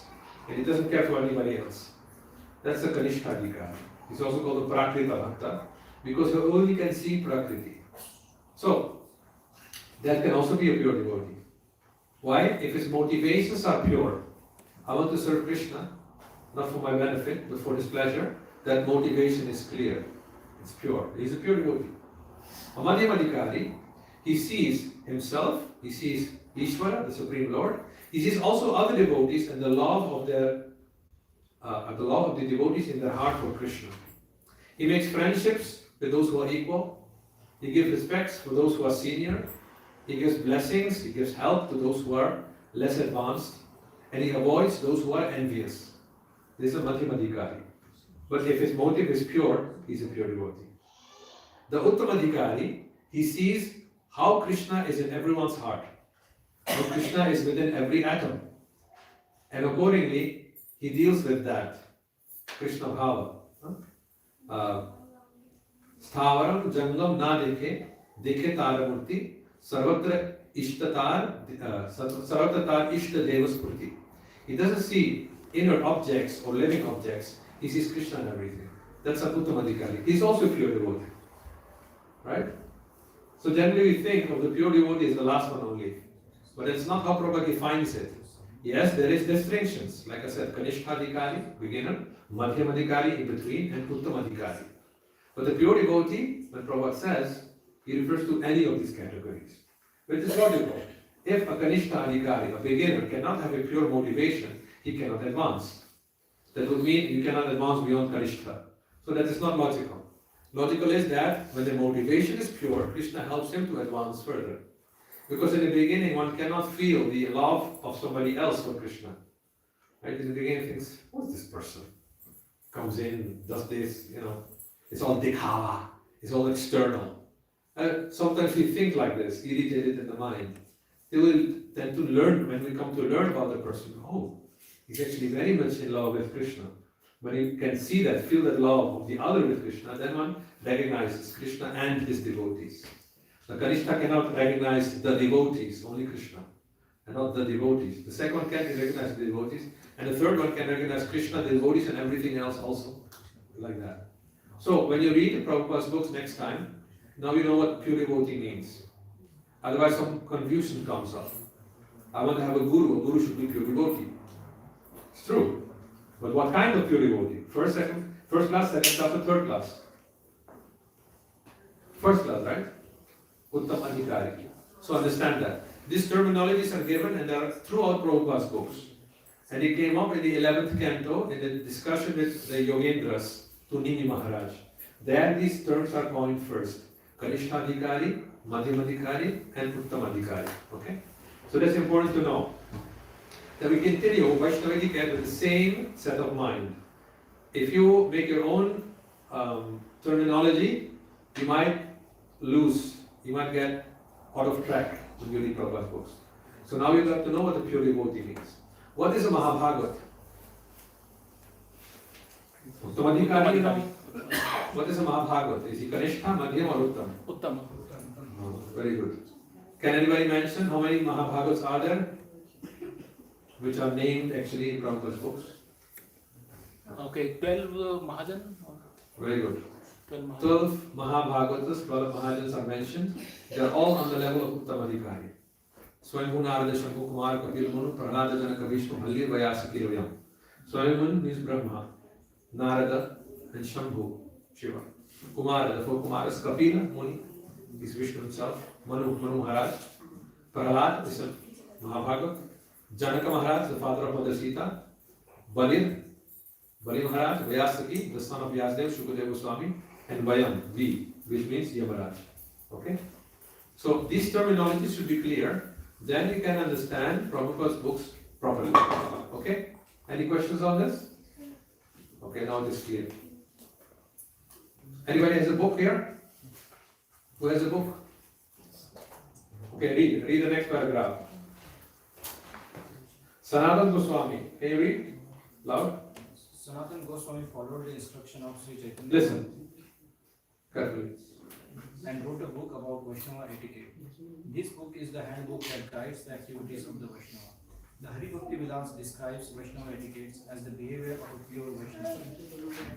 Everyone should adhere to this standard. Below follows how the Hari Bhakti Vilas defines Vaishnava etiquette, the philosophy and some Vaishnava basic principles. Okay. So this is coming from Hari Bhakti Vilas, and with this section we end this section. Because nothing can be successful without sadachar or etiquette. Every action must be performed according to the prescribed form. We must act according to etiquette. The heart of a godly person is free from impurities. The way a pious person acts is known as proper etiquette. The way a pious person behaves is called sadachar. Okay? So this is how you should properly act. The thing is, if you don't act piously, suppose you're chanting Hare Krishna. Say, I don't care for all these people, I go around stealing, robbing, eating flesh, drinking wine. But I'm chanting Hare Krishna, so I'm free from sin. How long will that last? One time Hare Krishna will also stop. What will you do? Therefore, even chanting the holy name, there are 10 offenses. And if you don't care for the holy name, and you go on committing Nama Balad Yasti Papa Buddhi is a Sanskrit. That's sinning on the strength of the holy name. Then the holy name will not protect you. One day you'll end in jail. But I was chanting Hare Krishna. No, you're not chanting Hare Krishna. You're misusing Hare Krishna. That's why you got in jail. You see? We have to understand. Pious behavior is very much necessary. Now, what is pious and what is impious? Difficult, right? Therefore, we set up this course, Vaishnava etiquette. Then you know what is bias. Absolutely bias. If someone studies the 6 branches of the Vedas without practicing proper etiquette, he will not be purified. Just as a bird leaves the nest as soon as it has wings, so the Vedas will leave him at the moment of his death. If someone possesses the knowledge of all the Vedas, if he does not observe proper etiquette or has not become a Vaishnava, then all the knowledge he has acquired will be lost at the moment of death. Proper etiquette increases fame, wealth, and lifespan, and does not cause any harm. O king, proper etiquette gives the results of dharma, artha, and kama. Therefore, a wise man acts according to proper etiquette as described in the Vedas. Thus one can understand that the Vaishnava etiquette purifies the heart and the consciousness. See? Any questions on this? If you know what is right and what is wrong, then I hope you will choose for the right one, not for the wrong one. Right? So we're learning here what is right and what is wrong. So now chapter 1, principles of Vaishnava etiquette, basic principles, which are taken from the Hari Bhakti Vilas and the nectar ocean of pure love. That means nectar of devotion. The original is in English, then we translate it to Dutch. And from Dutch to Chat GPT, it came the English one, which is 95% okay, but sometimes there are some, so we have to correct it in the next edition, okay? Not nectar ocean of pure love, but nectar of devotion, okay? Note that. Okay, notice that? Note it. Yeah. Otherwise you forget which page was it. Yes, I will know. So, the first rule here is, a Vaishnava gives respect and obeisances to Guru, to the Lord and his devotees, and to others superiors. One must give respect and obeisances to those higher placed, such as Guru, the Lord and his devotees. You must also have a reverence for family members who are above us, such as parents.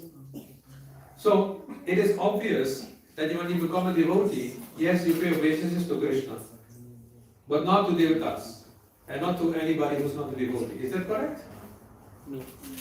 Why is it incorrect? Krishna lives in everyone's heart. Very good. So, here it says that though you follow Bhagavad Dharma, it doesn't mean you don't follow the lower standards of Dharma. But there is a notice. When you have to follow the lower standards of Dharma, like you have to respect elders, respect the government, respect the governor, respect the police, then you give respect but no surrender. Surrender you give to Guru. Surrender you give to Krishna. Respect you can give even to an ant. Is that clear?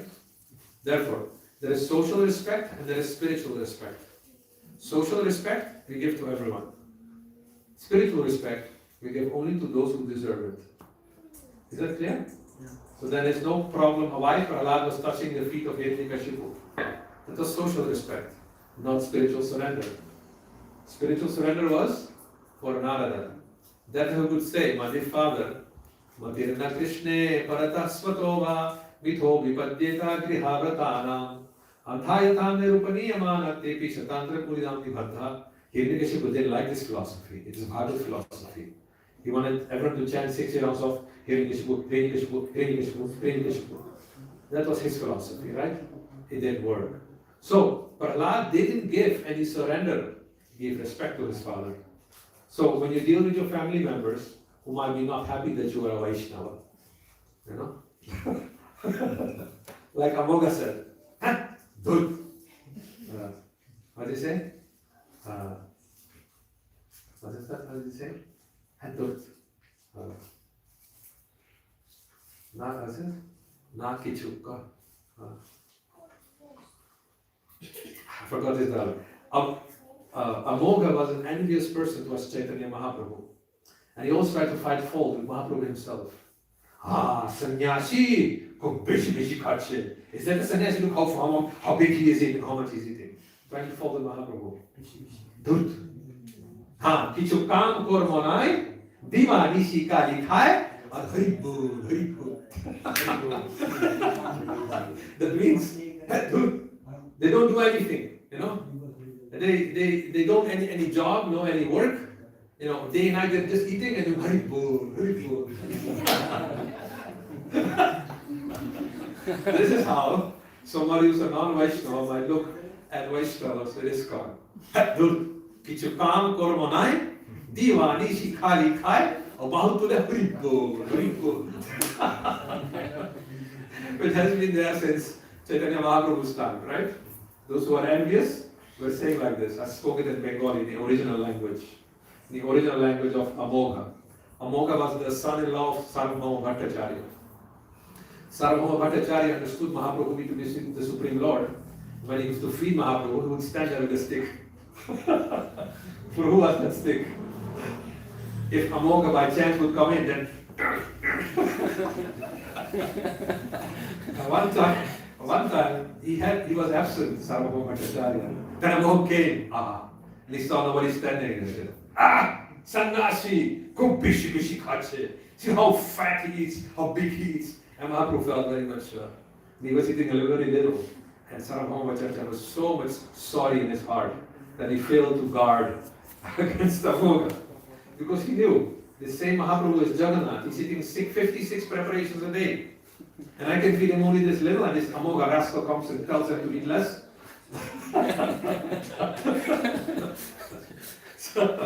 So this is how we have to deal with sometimes family members who are not favorable to Haribol. They're more favorable to Maya Bol. You know, Haribol. Sometimes they ask you, why you say Haribol? Hare? Chant Hari's name, Hari ka naam lo, that's it. Oh. You know, then Haribol means chant the names of Hari. That means Haribol. Right? Very simple, Haribol. Nitai Gaura Haribol, Haribol, Haribol, Gaur Haribol. Like that. So, now you know how to deal with family members, relatives, those also who are not favorable, how you can deal with that. A Vaishnava always wears clean clothing. Any explanation needed for that? No, okay. He never steals anything. Anything needed explanation for that? Vaishnava jana to tere kahiye je pir parai jane re. This is almost a national song of India. Mahatma Gandhi liked this song very much. Vach kach man nischal rakhe par dhan navo thame haate re. Vaishnava jana to tere kahiye je pir parai jane re. This song is written by Nassim Mehta. And he is such a great devotee. He got 82 times darshan of Krishna. 82 sakshat. And the reason was, Nassim was very attached to Krishna. And by the blessings of Shiva, he could see the Ras pastimes of Krishna. But then, when Krishna saw him, he said, Nasi, you're not ready to stay here in Golok yet. I want you to go to Earth planet and preach my holy name. Nassim was very sad. What? Because Yad Gatva Nani Vartante Matadhama Paramama. One who reaches Golok Dham never returns, but he was not ready yet. Only Shiva blessed him so he could see. So he said, okay, I see your sadness. And ting, Krishna manifested a Tanpura. He said, if you sing the Kedara Raga, Krishna loves Kedara Raga. If you sing Kedara Raga on this Tanpura, then definitely I'll give you darshan. So don't be unhappy. Just wait till your names are full. And whenever Nasi would sing, then Krishna would appear and hear him. And he wrote this song. Vaishnava jana to tere kahiye. You want to now write it down to hear it. It's a very beautiful song in which Vaishnava character is very nicely described. Vaishnava jana to tere kahiye pir parai jane re. A Vaishnava is a person who can feel others' pain, who can feel how much pain the other is feeling, and therefore he behaves accordingly. Right? That's the Vaishnava. So, therefore, he doesn't steal anything. He never uses unpleasant words. Is that clear? No need for explanation. He never tells a lie, even if it is pleasant. That means he does not speak pleasant lies either. You try how difficult it is. If you don't know, you speak, it might turn into a lie. And it says, if somebody doesn't speak any lie for 6 months, he gets vaksiddhi, means whatever he speaks will come true. Anybody has Vak Siddhi here? So, anybody spoke no lies in 6 months? See, that's why some sadhus, they perform Mauna Vrata, staying silent, no speaking for 6 months. And when they speak, then something happens, you see. Does not speak ill of others, that is obvious. Does not become hostile towards others. Does not make friendship with people who are envious, fallen, disturbed, hostile, wasteful, deceitful, lying, or who have illicit relationships with women. It's obvious. The one you associate with, those qualities you imbibe. Right? जैसे करोगे संग वैसे हो जाता है अंग. Right? If you go and associate with those who like to eat a lot, you might also tend up to become a little bit. If you deal with persons who are really into karate, you might end up also. Karate. Right? Well, I know who you were dealing with. I know who you were dealing with, right? And some people you deal, and you're always like, how many pages? How much cost will it be? Can I have a discount, please? You know who he's associating with, right? You tend to imbibe those qualities. When you come to the Hare Krishna temple, Hari Bol, Hari Bol. You've been to the temple, right? So, the one you associate with, you take those qualities. So you want to be envious? You want to be fallen? You want to be disturbed? No need, you're already disturbed. Hostile? Wasteful? So therefore, you avoid such people's association. Very simple. Does not make friendship with unchaste women. Any explanation needed? Okay. Also counts for women, of course, not only for men. Does not travel alone.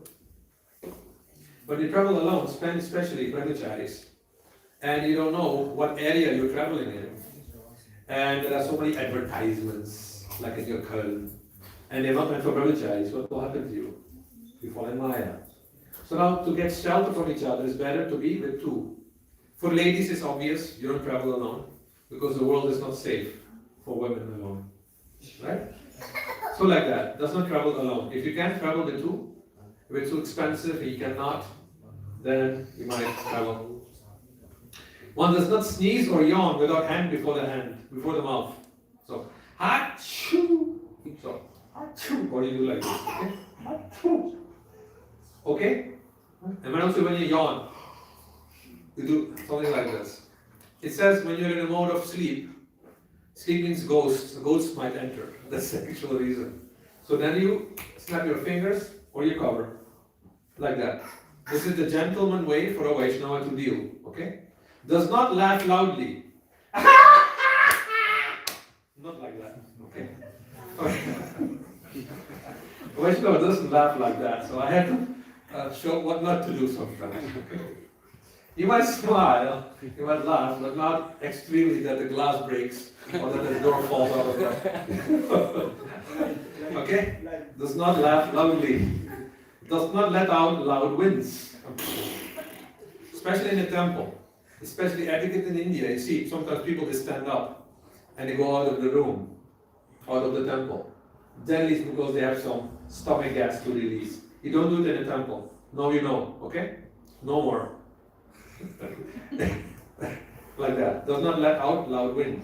Always avoids a crematorium and unchaste woman at night. Any explanation needed? No. Okay? Does not take shelter of a fallen person. Does not sleep too much. And does not stay awake too long. Any explanation? No. Does not stretch his legs out towards his superiors. Okay? This one is a little bit needed because in the West people have no concept that the legs are the lowest part of the body. And actually, it's very funny, but the legs and the feet are resided over by Vishnu. Therefore, when you surrender, you don't surrender to the head, you surrender to the lotus feet. And the feet are presided over by Vishnu, like that. So, the feet being, enforced surrender, lowest part, should not be pointed to superiors. That includes superior devotees, deities, like that. When you have to sit in a position, in a place like in a temple, and then you can cover your feet like this. See? But do not outstretch. Is that okay? We can cover. You can cover your feet like that. That's also okay. So does not urinate or relieve himself on the road, especially for men. Ladies have a little bit this, especially when urinating. From now on, men are not allowed to stand and urinate, please. If you go to the bathroom of the men, then there are these spots on the floor. These are urine. When you urinate, then it also falls out of the pot. The actual Vedic way of urinating is by squatting, less like ladies do. That is also the way males should supposed to urinate. Okay? That is from now on, band. No more standing and urinating. You can go through your knees. Even animals do that. So why should men not do it? Okay? And also, you wash and then you wash your hands. That's also a Vaishnava rule. Okay? So always keep a little bottle of water in your pocket or something like that. And especially not on the road, please. Especially not when the polizei is passing by. Especially when you have tilak on your forehead and the polizei is passing by. It's very bad publicity. Okay? Good. A Vaishnava does not insult women, does not become envious of women, does harm to no one. Instead, he tries to do good to others, does not associate with conscienceless people, and does not read scriptures that are not bona fide. Scriptures is in quotation marks, which means that they are so-called scriptures. So, I can give examples of certain books which claim to be a Ramayana, which are not a Ramayana. Some of these books, I give an example, is like the Ananda Ramayana. Ananda Ramayana is not part of the Puranas. It is written by devotees of Devi in their own way. But they claim it to be from the hand of Vyasadeva or from the hands of Valmiki, which is not fully correct. I don't say that the book is completely incorrect, but it's from an angle of Devi Bhakti, like that. Certain scriptures have been written or rewritten sometimes under the name of certain authors which are not exactly according to that script that authority is. Like very recent development is the Devi Bhagavata. The Devi Bhagavata is a modern composition in which the glories of Devi are described. I do not say that the book is incorrect, but sometimes it tries to compete with the Srimad Bhagavatam. And then you find some difficulties arising. So we have to be aware of that. The 18 Puranas are there, the 18 Upa-Puranas are there, and Valmiki's Ramayana is bona fide. Srila Prabhupada said about the Ramcharitamanas, from Ayodhya, from Tulsidas, that it is tinged with Nirvisheshavada. So there is a tinge of Mayavad in there. It's not fully Mayavad, but it's a tinge. And I can give an example of the Balakanda, where it says, Aguna Saguna Nahi Kachu Bheda. Aguna Saguna Nahi Kachu Bheda. Impersonalism and personalism, there is no difference. Well, this is Nirvisheshwar. Nirguna Prabhu Saguna Vapudhari. It's another example. So therefore, Prabhupada recommended us not to read Ramcharitmanas because of these things there. Because it's not, the Doha is not in line with the Gita. There's that Avyaktam Vyaktim Apannam Manyate Mam Abudhaya Param Bhavam Ajanantam Mama Bhuta Maheshwaram. So here Krishna, he criticizes those who think that he was impersonal before and now took up a form. Whereas in the Ramcharitmanas it's the way around. So what I did, instead of fighting and throwing the book aside, I went to the Sampradaya to whom that book belongs to. That means the Ramananda Sampradaya. And I asked them these questions. Look, Gita says this, Ramcharitmanas says that. How do you comment on this? He said, we don't comment on that. These dohas are written for the Mayavadis in Kashi. Because when Tulsi was writing it, there was a big struggle between personalism and impersonalism. To satisfy them, he wrote these dohas. But he's not a follower of the Mayavad philosophy. So for me it was clear.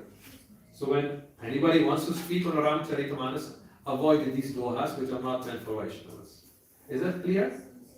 How many of you are from Uttar Pradesh? UP? You also? He wants to be. So it's mostly relevant for you guys because I think other provinces of India have other Ramayanas. Like Bengal has Kambar Ramayana. Is it no? Krittivas Ramayana, sorry. Krittivas, Tamil has Kamba Ramayana, which are other scriptures which have to then be verified by authorities like your guru, whether you can use them for preaching. Okay?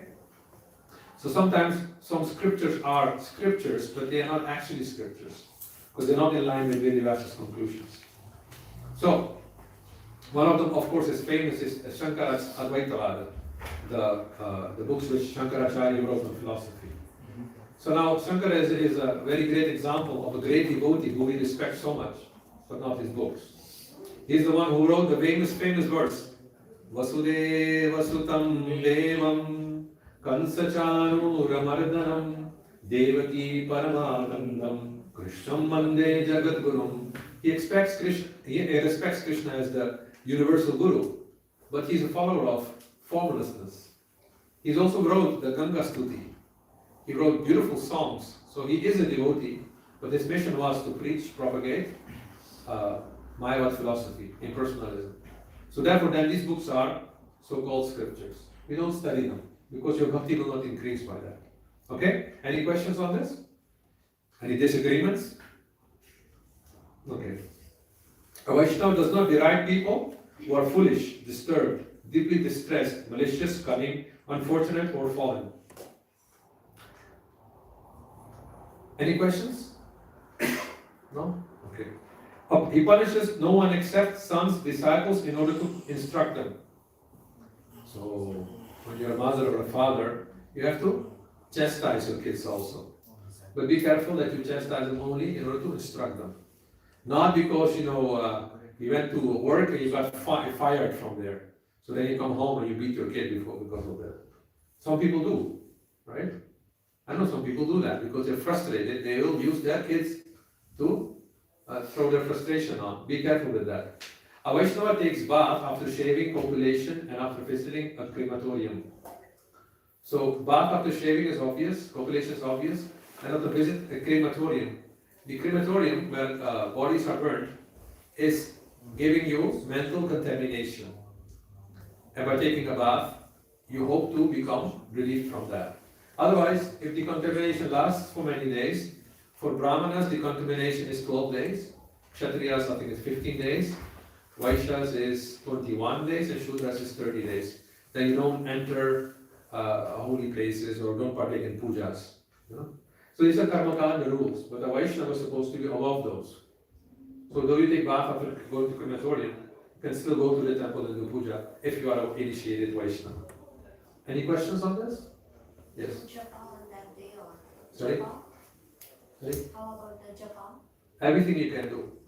A Vaishnava is above purity and impurity. I remember when I was in Calcutta, my father left his body. And I asked Bhakti Charu Swami, my Diksha Guru, about this. He said that for Vaishnavas there is no purity and impurity. You can just take prasad and chant your yoga, everything. Right? Because we're supposed to be situated on the Atma. We're not the body, neither the mind. Then these rules don't apply. Okay? These are rules from Karma Kanda. A Vaishnava does not hit anyone on the head, does not pull anyone by the hair, does not eat yogurt or chickpea flour in the evening. Srila Prabhupada actually gave us instruction about yogurt, but we are not sure about the chickpeas. So be careful with that now. Do not eat chickpeas at night.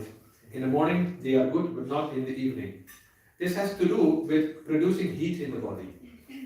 If at night you have too much heat, you might get distressed in dreams, you might get overly dreams, strange dreams you might get. And brahmacharis might have night problems with that. So chickpeas, which is very rich in proteins, should not be eaten in the night. So you can eat them in the morning.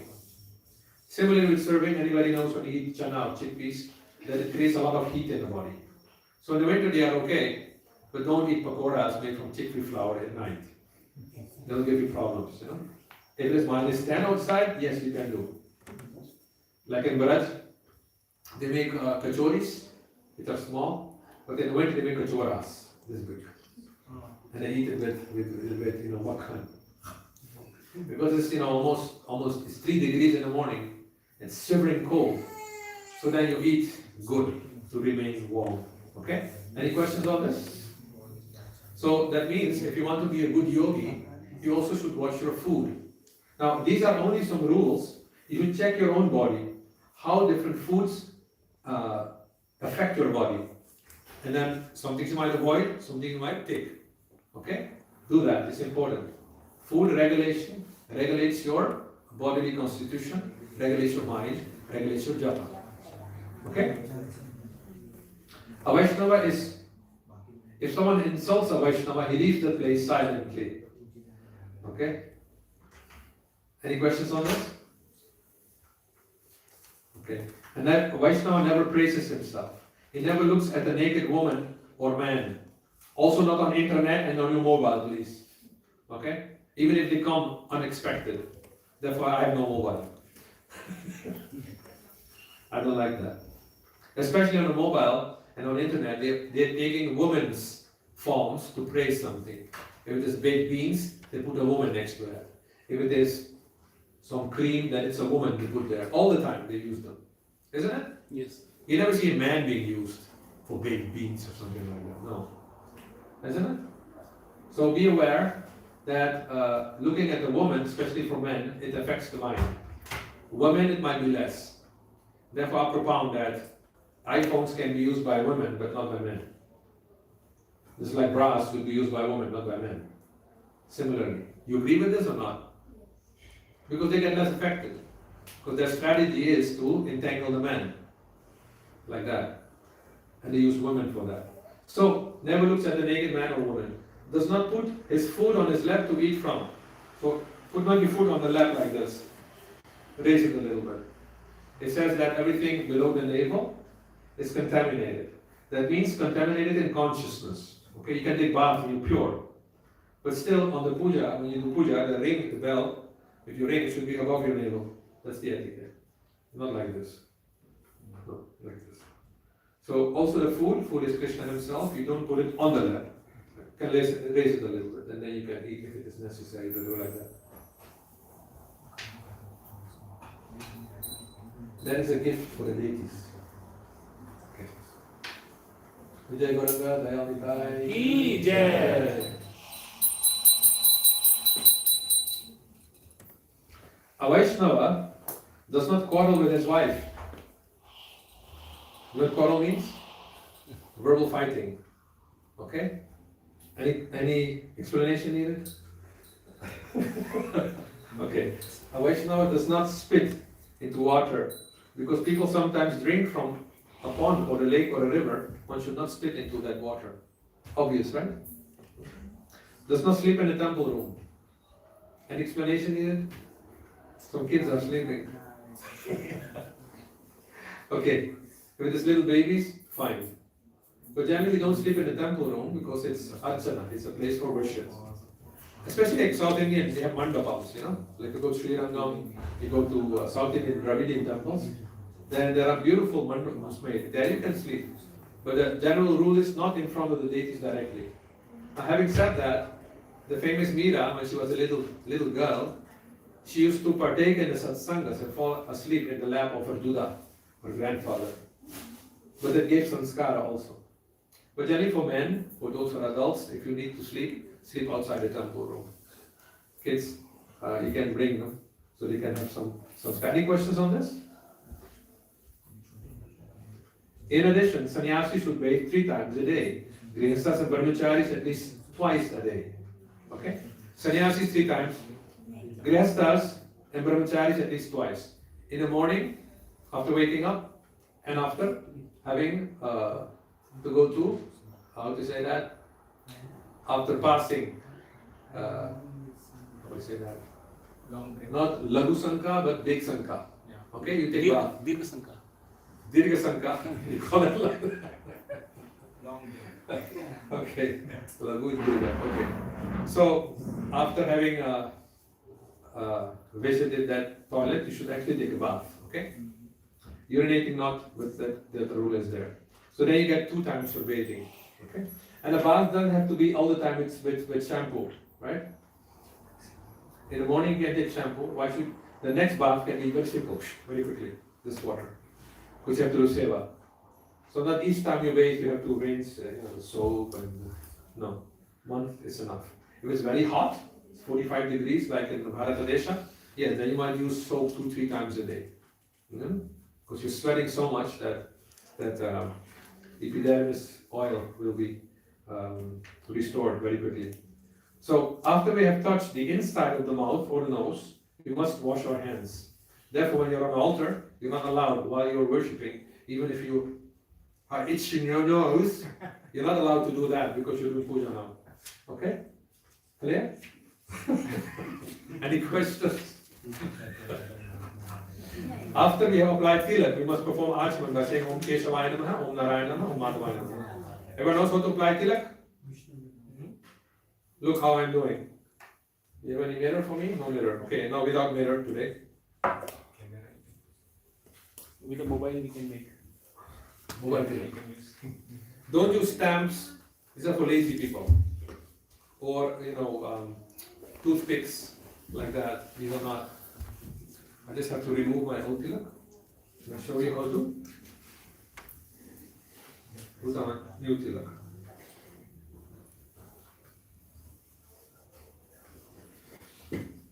So, you have Achaman here? Do you have an Achaman cup? Spare Achaman cup? Because this is for traveling. Can you ask the pujaris for an Achaman cup? Dear pujaris, do you have an Achaman cup with water for me so we can show how to put on tilak? Achman.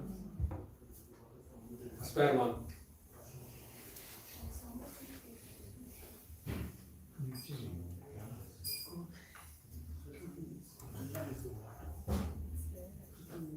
Not everyone is putting Achaman here, I'm seeing it.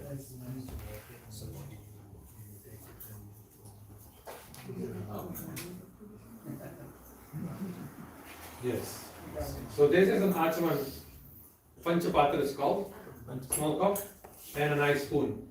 It's a very particular spoon. It's not for eating sabji and rice. It's only meant for drops of water. Okay, I put it here.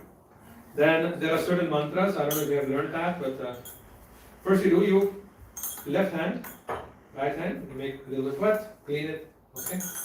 You might, if you know the mantras,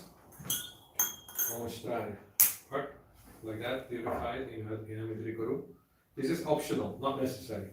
Then, with the right palm, we have to know these are different places. This is called Brahma Tirtha. Evidence from that. This is called Pitri Tirtha. You offer Pitris like this. This is called Deva Tirtha. When you offer to Devatas like Mother Ganga or Vishnu, you offer the water to this point. And this is Rishi Tirtha. If you offer to Vishwamitra or other Rishis, you offer through this. So even the hand has different tirthas, holy places. It's not so much necessary for you. If you want to know, you can learn, it's easy. So I'm going to use the Brahma Tirtha for this spiritual activity. Water goes here, then Om Keshavaya Namaha in the direction of that water. So the water becomes mantra charged. Okay? So Om Keshavaya Namaha. You put only the lips here. Not like not like that. Om Keshavaya Namaha. Okay? And because you touched here, you put some water there and let it flow like this. See? This is the way to do. Om Narayana Namaha. Om Advana. Okay? You have done this, basically. Then you take in the other hand palm, 1, 2, 3 drops. 3 drops is actually enough for the entire body. I'm only going to show you how to do this one, on the front, the lalata. Okay? And while you're rubbing, make it very light paste, just like you paint. You know? Water paint, make it nice. And while you're rubbing like this, you can chant Hare Krishna mantra, and if you're Brahman initiated, you can chant Gayatri. Okay? Then you look in the mirror, which is generally done like this. You see? Like this, you see? If you have a mirror. But this is an electric mirror, it doesn't listen to us. When you do like this, then you can do. First you put the tulsi. Okay? Make a nice shape. And then Om Keshavaya Namaha. Om Keshavaya Namaha. See how easy it is? You don't need any sticks. And also be careful, don't use your nails. Don't use nails, just use your finger to wipe the extra tilak away. See? Then you can put it nice. See how you put on tilak. Good. Okay, like this. This is how you put on tilak. This is the first place. Then the second one, if you have some more here. Just below, above the navel. Om Narayana Namaha. Om Madhavaya on the heart. Om Govindaya Namaha at the throat. Om Vishnave Namaha at the side. Side down. Like this. Om Madhusudanaya Namaha. Om Trivikramaya Namaha. Again here. Om Vamanaya Namaha. Om Shridharaya Namaha. If you carefully look, there are two muscles here joining. You know? Like you have a bicep here. Just above there, there's a joint muscle. There you should put the tilak, okay? At the any points. Okay? How far was that? Om Shridharaya Namaha. Om Rishikeshaya Namaha. On the shoulder, Yes. see going here to the neck. Shridharaya Namaha, Rishikeshaya Namaha. Om Padmanabhaya Namaha. At the upper back. Om Damodaraya Namaha, lower back. Okay? And then Om Vasudevaya Namaha. Whatever is left, you can put here, put there, you can put some. Whatever left, you can do. Some devotees have a great bhava, so they put here Radhaya Namaha, Krishnaya Namaha, Radhitaya Namaha, Vishaka. Anyway, it is all optional, no offense. So this is how you put on tilak. Any questions on this? Yes. Sorry, after we do the three, I see some people also take water and say Govindaya Namaha, and then they give the water, the fourth one. Is it optional? This is up to full achaman. There are two achamans. There is Om Keshavaya Namaha, Om Narayana, Om Madhavaya Namaha. If you do full achaman, then you have like 12. I will show you quickly, because we have to do it. Okay, Om Keshavaya Namaha, Om Narayana Namaha. While you do this, you have to sit in lotus position, not on Vyasasana. As I'm teaching here, I have to do this. Otherwise, we sit on the floor, on your mat, legs crossed, and then you do your achaman, okay? By the way, tilak should also be put on sitting. It's a ceremony. I notice many temples have this, you stand in front of the mirror and do this. This is more passion. You should actually have your own tilak pot. And if necessary, you can take a little bit and go to your room and apply the way it's done. Okay, quick. Om Keshavaya Namaha. Om Narayana Namaha. Om Madhavaya Namaha. Om Govindaya Namaha. Vishnavaya Namaha. Om Shridharaya Namaha. Om Rishikeshaya Namaha. Om Padmanabhaya Damodaraya Namaha. Om Vasudevaya Namaha. Krishna Udapshana Namaha. Krishna Namaha.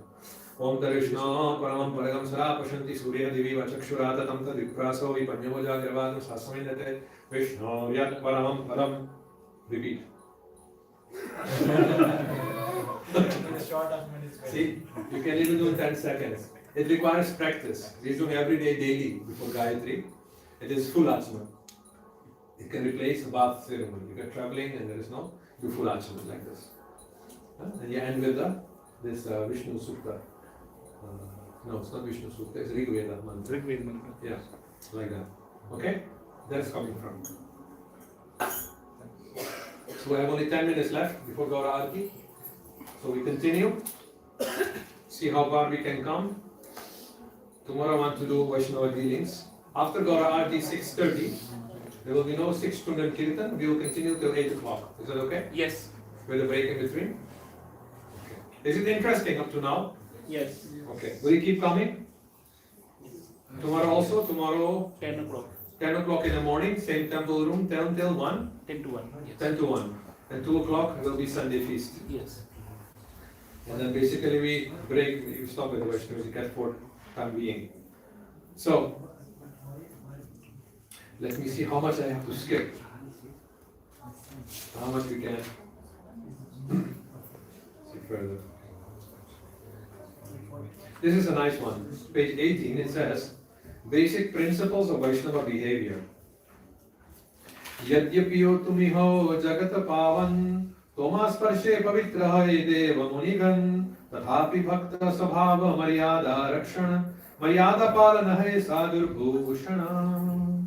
My beloved Sanatana, although you are the deliverer of the entire universe, and although even the demigods and great saints become purified by touching you, it is the characteristic of the devotee to observe Vaishnava etiquette and to protect it.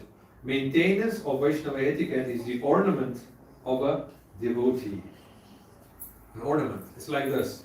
When you are a big Sethani, what means Sethani? Wife of a businessman. The wife of a rich businessman. How many Sethanis are here?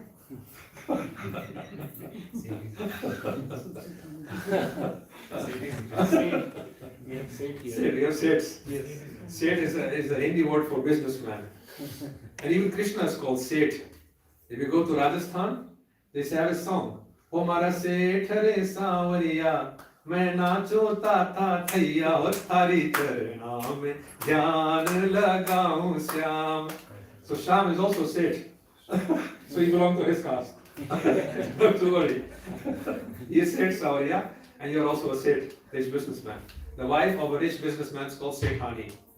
Is also another name for Radharani. Exactly. If Krishna is Seth, she is Sethani. So sometimes people ask me, Prabhu, how do you maintain? And I say, Shrimati Radharani has a lady's purse, and that purse is Akshay Patra, never ends, never empties.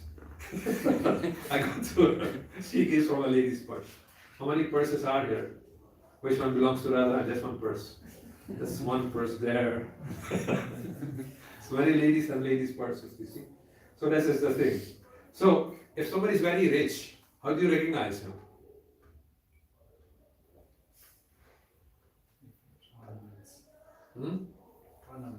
How do you, especially ornaments. Rich men, if you see their hands, everything has a ring. And generally they have very thick fingers, going taps like this. Anybody can show their hand? You're not. Oh, he's empty. He's undercover. But you can see the really rich businessmen, the Marwadis, they have their wealth on their fingers, golden ring, and also they like astrology. So the gem fits. Neelam is there, and Surikanta, Pokra is there. Everything is there. If anything needed, oh yeah, bank account is here. There's one question there. If Krishna is there, do you need these gemstones? Even if Krishna is there, do you need to go to the doctor? Right? I know Baba say like this, Baba, why are you wearing like this? He said, when you get sick, do you go to the doctor? Yes. Why don't you chant Hare Krishna and become, cure yourself by chanting Hare Krishna? Do you understand? People, that's the problem with man in this world. If something works, but it is subtle, it is not visible with the naked eye, oh, then it must be something magical. Do you really think that the Pokrats can compete with Krishna? That a little stone is in competition with Krishna? A little pearl will, no. Krishna gave these stones. Mother Earth gave these stones, just like herbs, just like medicinal plants. We use them because Krishna gave them. Similarly, generally if you go for stones to wear them, it is not to increase or decrease your faith, that's not the reason. If you wear like an amethyst or a neelam, it reduces your pain in your bones, 30%. So you can use very expensive Medal Khan, Move, all these expensive creams you can use. Or you can put on a ring and problems finish. Because the ring is maybe 250 rupees only, lifetime. So now you decide, if you're a Sikh, what is cheaper? But the problem is that if we wear the wrong stone, then it gives a wrong, negative result also. So it has to be carefully done. Just like when you use the wrong cream. Yeah. So if you put on the wrong cream, yes, it's also good. Just like if you put the wrong cream, it increases your pain instead of reducing. Sometimes you need a hot cream, sometimes you need a cold cream. Like that. Similarly. Some people are more sensitive than others. Because if you look in the chart, some people are karma yogis, they say, I don't need any pujas, I will do it by my own power. And some people are like, no matter how much they try, they can't. If you do a puja, it happens. Like that. So depending on your karma also. So generally, I think the status are not the one who are dreaming day and night. They are karma yogis. Kshatriyas are karma yogis. But Brahmins, they do everything with puja, traditionally. And they are the ones who discovered that gemstones have a subtle or have a karmic dissolving effect, right? So if you're like a tanker, a mammoth tanker, You don't care for a little stone because so much energy you have, like that. But if you're not like that, then these things are. So it's not for everyone. It's like doing business. It's not for everyone. Somebody will make a mess, complete mess. Put a Dow Jones in here and there and spend from the savings and give money, lending to people who are beggars, and the whole business goes crashed, right? So every field, everything has its own specialities. Also, spiritual knowledge is like that. So, how do you recognize a Sikh? Yes, by the way he dresses, by the way he walks. Similarly, you can recognize a Vaishnava, the way he speaks, the way he talks. And the more somebody is rich, the more he's very careful not to attract thieves, right? Similarly, a Vaishnava who is very realized, he is very, very careful what he says. If he says the wrong thing and it is an offense, he loses his gems of qualities of behavior. So by this, Vaishnava etiquette is the ornament of a devotee, right? So you can see by the way somebody speaks, deals, how much his realization is. Okay? So, we have to, okay, there are some letters here coming, which you can read yourself. The feet on page 20. So I'm jumping a little bit over, because we want to go ahead a little bit, only 5 minutes left. The feet may not touch anything or anyone, or even be shown, especially holy things may not be touched with the feet. That is offensive. The feet only touch the floor and are otherwise kept covered. One must not step over anyone or reach over while they are offering obeisances before the Vyasasana, while they are sitting as in the temple room. Is that clear or does it need explanation? Right? In Vedic culture, touching with the feet is considered to be disrespectful, right? Because you're not in a position. But when it's the supreme goddess Radharani, then you should sit at the feet. Then you can be considered to be honored with the dust of Shrimati Radharani's feet. So it is two ways here, right? You are not in a position to touch anything with the feet, but when it's Shrimati Radharani or Krishna, great personalities, then you like to be touched by their feet. There's a pastime in the Bhagavatam when Shrimati Radharani's feet touched a tree, so the tree started blooming, giving all flowers. Like that. They're very happy to be blessed with the dust of Shrimati Radharani's feet. Slamming doors. Although seemingly small mistake, greatly disturbed Prabhupada. It is a sign of carelessness and abuse. And Srila Prabhupada said that the sound of it broke his heart. Once Srila Prabhupada came out of his room and cried out, "Who is slamming the doors? No one knows where in this building it comes from. You assume it is there, but no one takes care of it." Right? No slamming of doors anymore, also in your house. Because after some time slamming, you might see that the door doesn't fit anymore properly. Right? And kids, when they're angry at their daddy and their mommy, they slam the door, isn't it? Isn't it? So it's a sign of carelessness, aggression, and things like that. So, stealing. Letter of Srila Prabhupada to Prajumna. Do not steal. But as far as stealing is concerned, one must not steal, except in the most rare circumstances. Moral principles are recommended in all scriptures as a first requirement for spiritual civilization. What are these rare circumstances that you can steal? When the life threat is there, or like Medical emergency. Huh? Medical emergency. Medical emergency, then you steal? Give an example. How is medical emergency allowed to steal? The only reason you can steal is Mahaprasad. Till you get caught. If you get caught, you stop stealing. So if you go down into the room, everything is offered, you look left and right, some nice sandesh. It is proper. That is allowed. Mahaprasad is allowed. Till you get caught. Okay? That's the only rule. Mahaprasad, Charanamrit, things like that. That was the only thing Prabhupada he had in mind.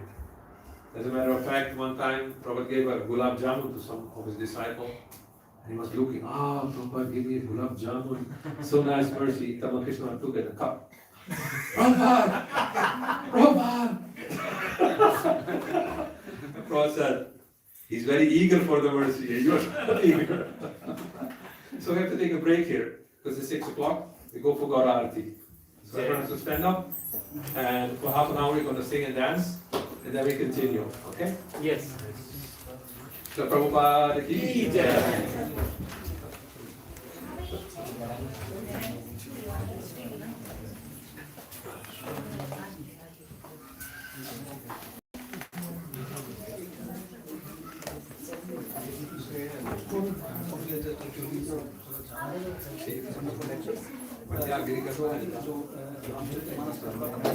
ऊपर चर्चा करेंगे Oh, अच्छा अच्छा. तुलसी साथ वो दोहा नहीं गाते.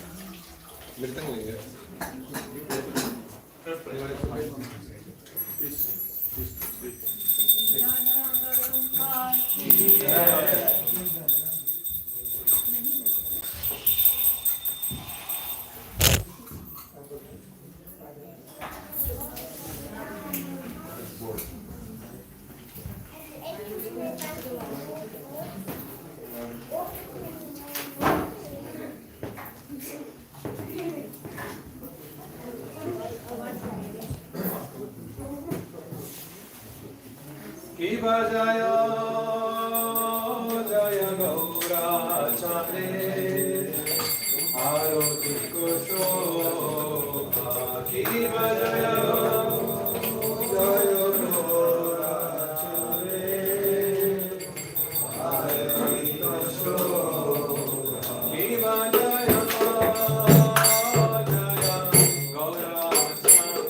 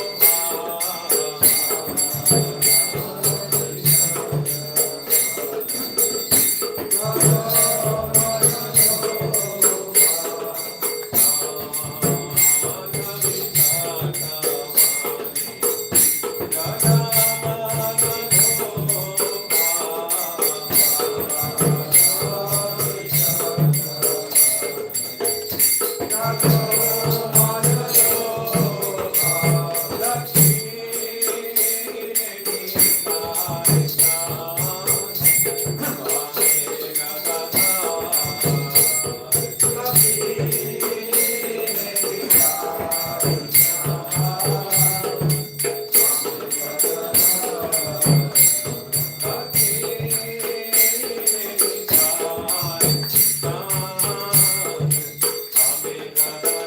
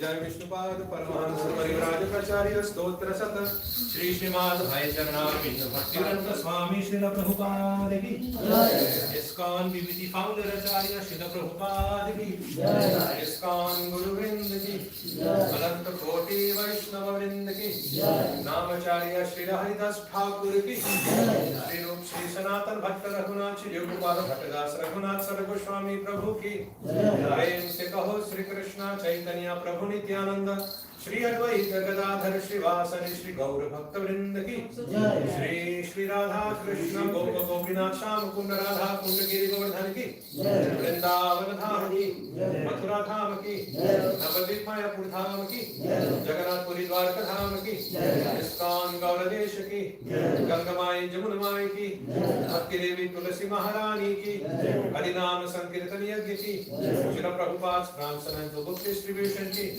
समवेत भक्त वृंद की जय निताई गौर प्रेमानंदे all glories to the assembled devotees all glories to the assembled devotees all glories to the assembled devotees all glories to Shri Guru Shri Guranga all glories to Srila Prabhupada. Somebody open the door. Yes, completely open. Then the wind can blow through. Because this one can also remain open. And, who likes to sing the single Arati? Johannes? Who likes to sing?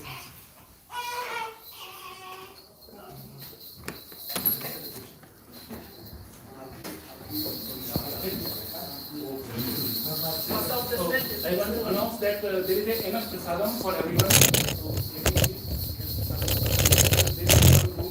you can ask. But the seminar will finish at 8 o'clock. It is better that we stress ourselves, and when we stress, we get something good. Is it allowed to open the window? Outside? Yeah.